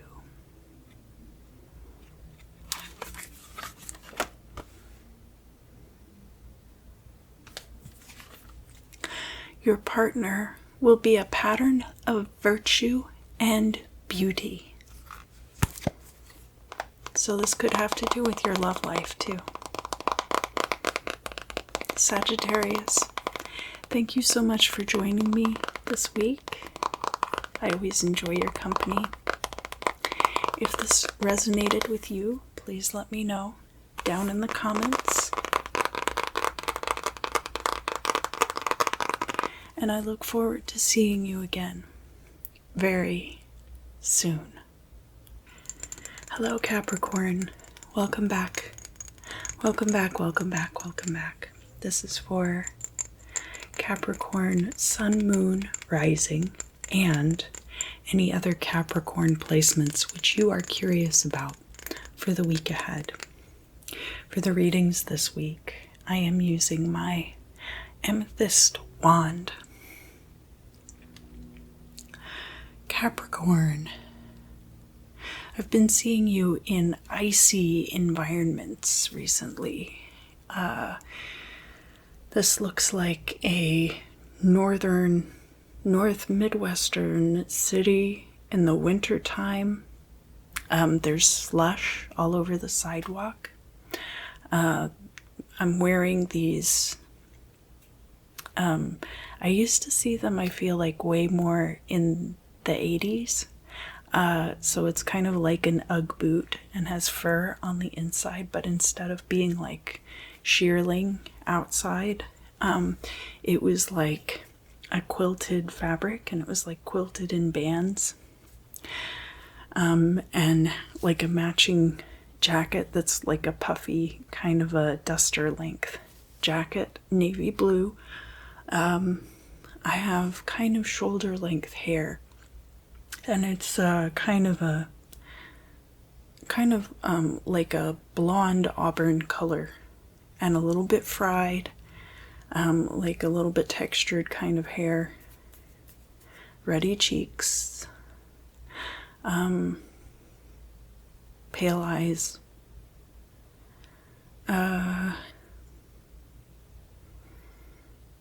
could be about 12 or 13. And I'm walking down the sidewalk through this slush. I've got a scarf on. And I know that I've got to go find my friend. I'm getting the name Sheila. This might not even be important to the story overall. These are just the details. But Sheila has my notebook. Maybe I let her borrow my notes from class, and I have to walk over to the city park and get it back from her. And it's slushy, it's cold, but the slush is melting, but it's still cold outside. And it's dirty slush from all of the cars. You hear dogs barking. There's a dog kind of off to my side that's kind of like barking at me aggressively, and I'm trying to just keep walking and not antagonize it, but it seems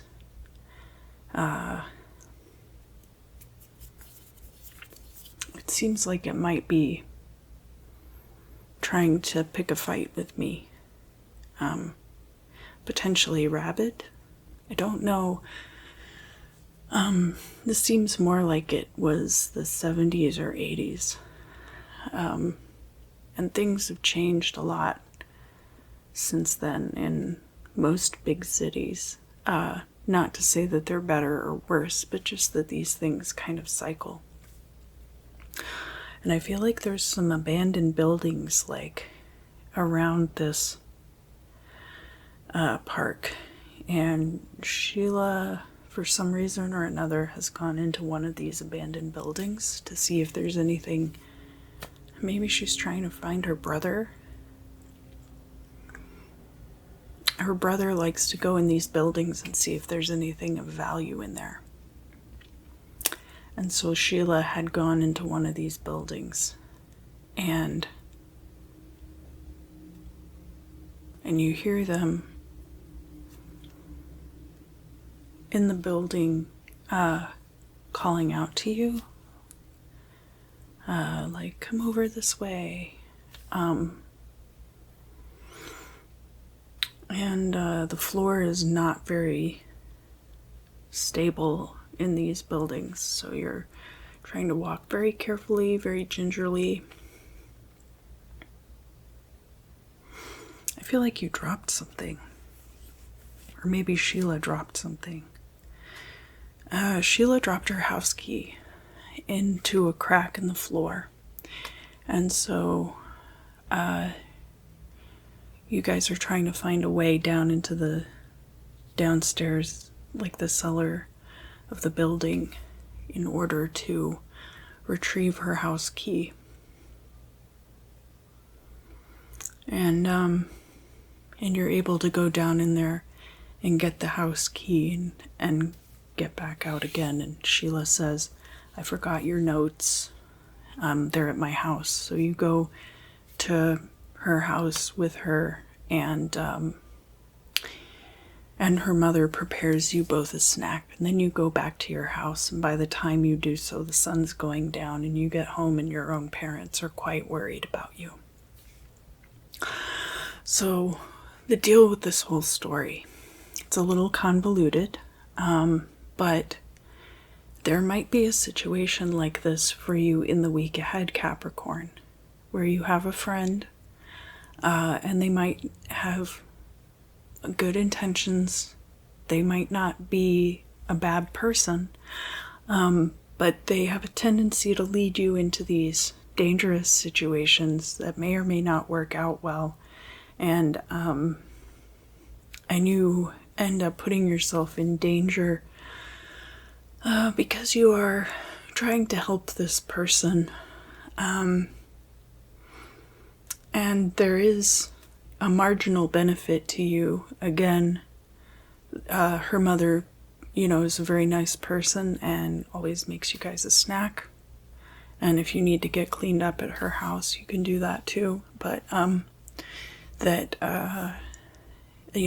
you end up grounded for a week because you worried your parents. And so is the marginal benefit worth the risk and potential punishment of this situation, whatever it is for you specifically, Capricorn? All right, so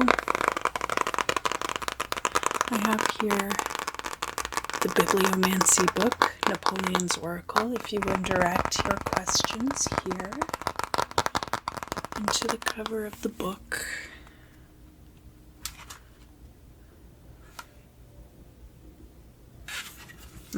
Yes. When thou hast recovered thy goods, be careful of them for the future.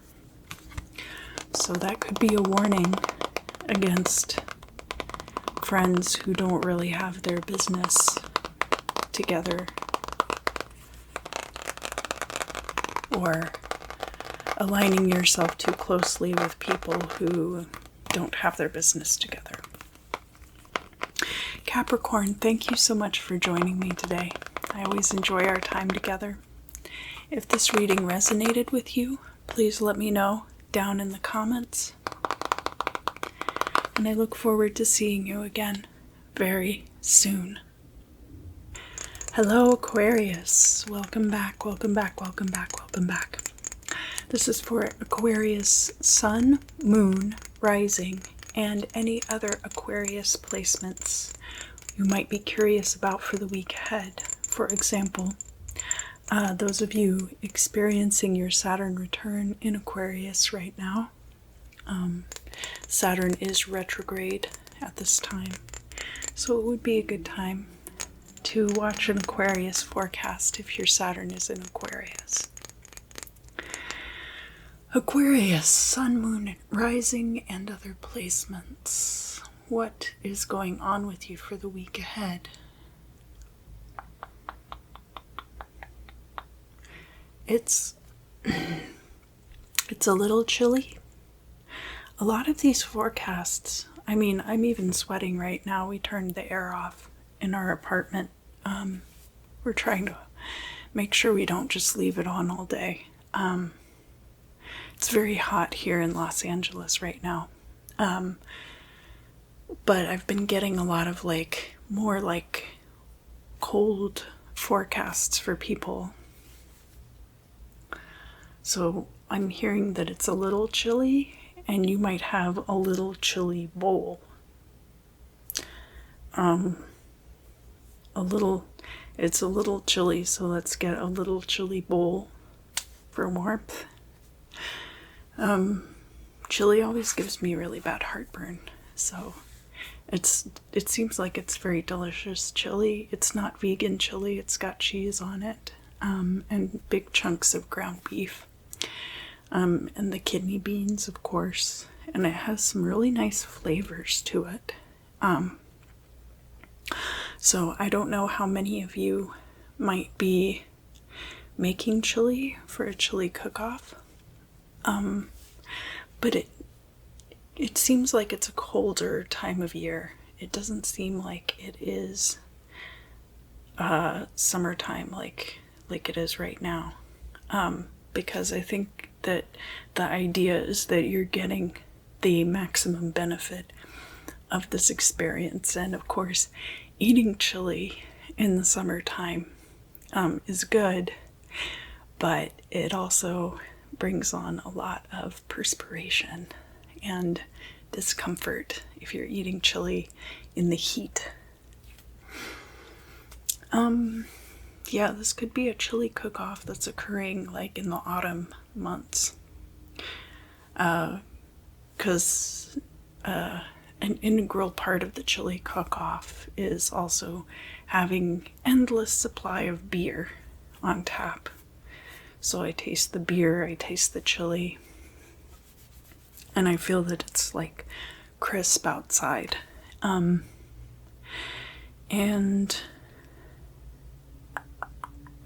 there could be something like that for you over the week ahead. So maybe you're planning a chili cook-off. Maybe that's something that is going into the planning stages right now, and you're going to be part of planning this chili cook-off or planning your part in it. Maybe you're going to be perfecting your chili recipe. But the other side of this, which might be more pertinent to the week ahead specifically, is that you might be experiencing a homonym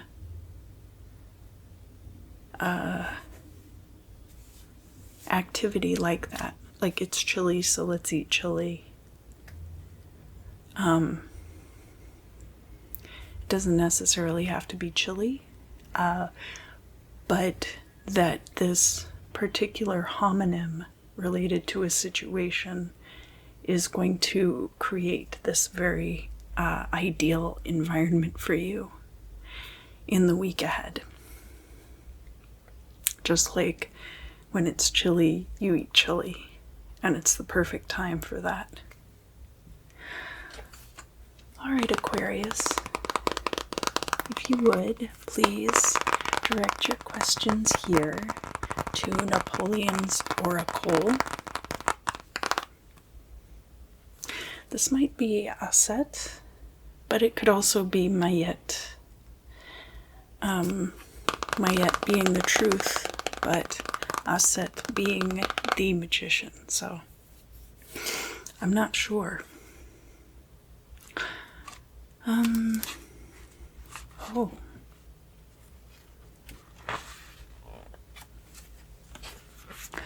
Let not thy hopes of recovering what thou hast lost be too sanguine. So don't get too bloodthirsty if you're trying to recover something that you have lost. Don't let it overtake your thoughts. Aquarius, thank you so much for joining me this week. I always love our time together. If this reading resonated with you, please let me know down in the comments. And I look forward to seeing you again very soon. Hello, Pisces. Welcome back, welcome back, welcome back.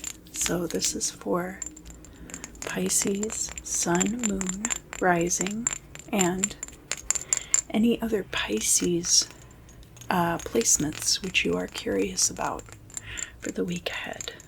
For example, Neptune and Jupiter. Neptune and Jupiter are both retrograde in Pisces right now. All right, and this week I'm using my amethyst wand for the crystal scrying. Pisces, Pisces, Pisces.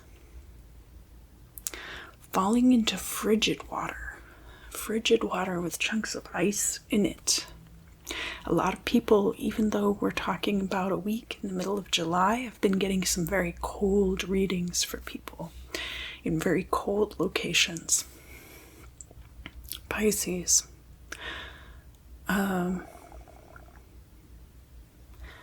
Something about the Delaware River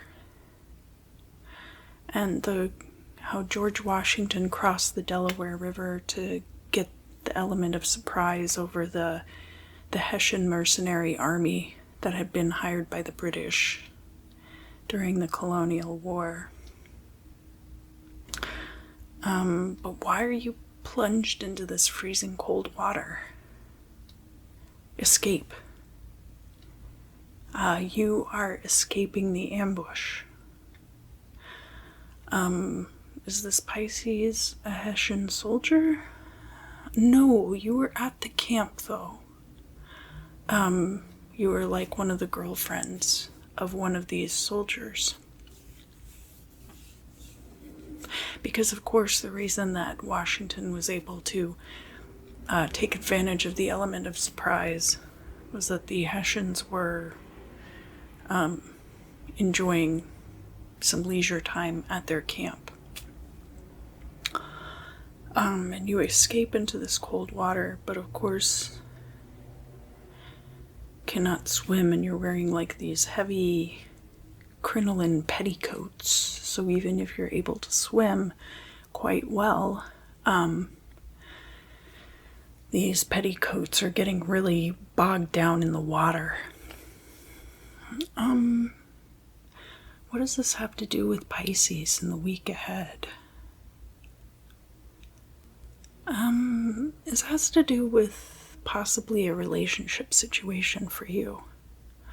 That by associating yourself with a certain person, you are potentially putting yourself in danger in ways that you don't understand. That it's not that this person is dangerous to you because they personally mean you harm.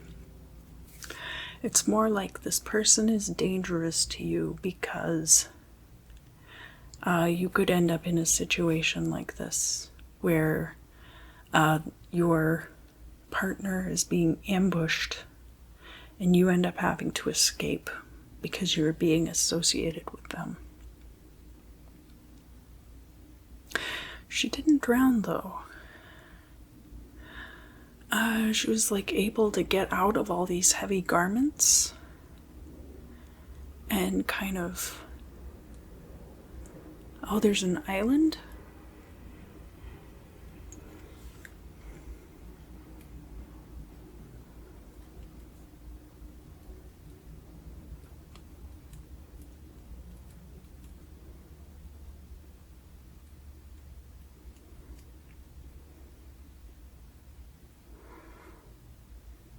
Yeah, there are some islands in the Delaware River, so that's realistic. If it's too far-fetched, I don't want to, you know.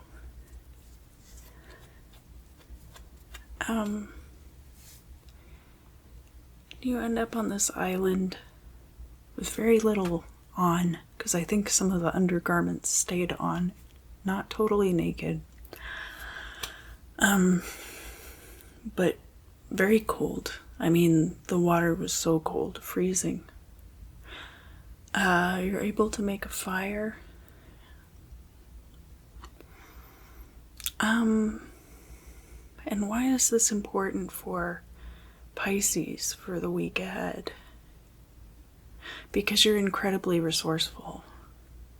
So that's kind of like whatever your situation is with this person, it might put you in danger in some ways, but that the danger is not a threat to you because you're very resourceful and you're going to be able to get away. So you start this fire, and then of course are actually found by some of those same colonial soldiers and rescued, and your alliances are not questioned.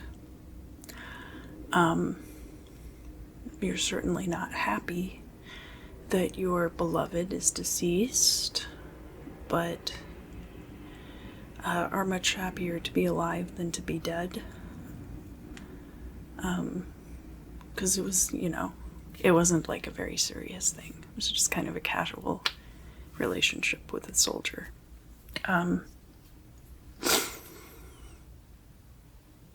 And didn't really affect your own opinion of colonial soldiers.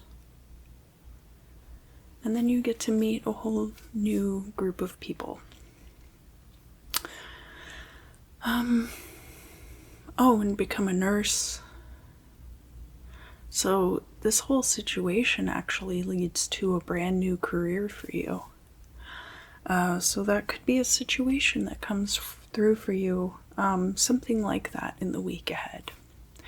That because of this this unfolding of events, that this alliance to somebody who is kind of putting you in a state of danger ends up eventually leading to a situation where maybe you even find a new career. I certainly don't encourage self-destructive behavior, but that's what I'm seeing for your week ahead, Pisces. If you would, please direct your questions here into the cover of this book. Wonderful, wonderful. Yeah, let's see what's coming through for you in the week ahead. Yes. Thy nightly visions portend good fortune to thee.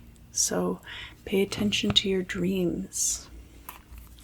Write them down. And see if you can analyze them. I am still collecting dreams in the form down in the description of this video. I will be starting up with those videos soon, I promise. Pisces, thank you so much for joining me.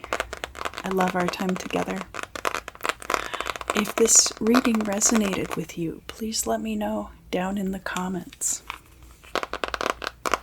And I look forward to seeing you again very soon.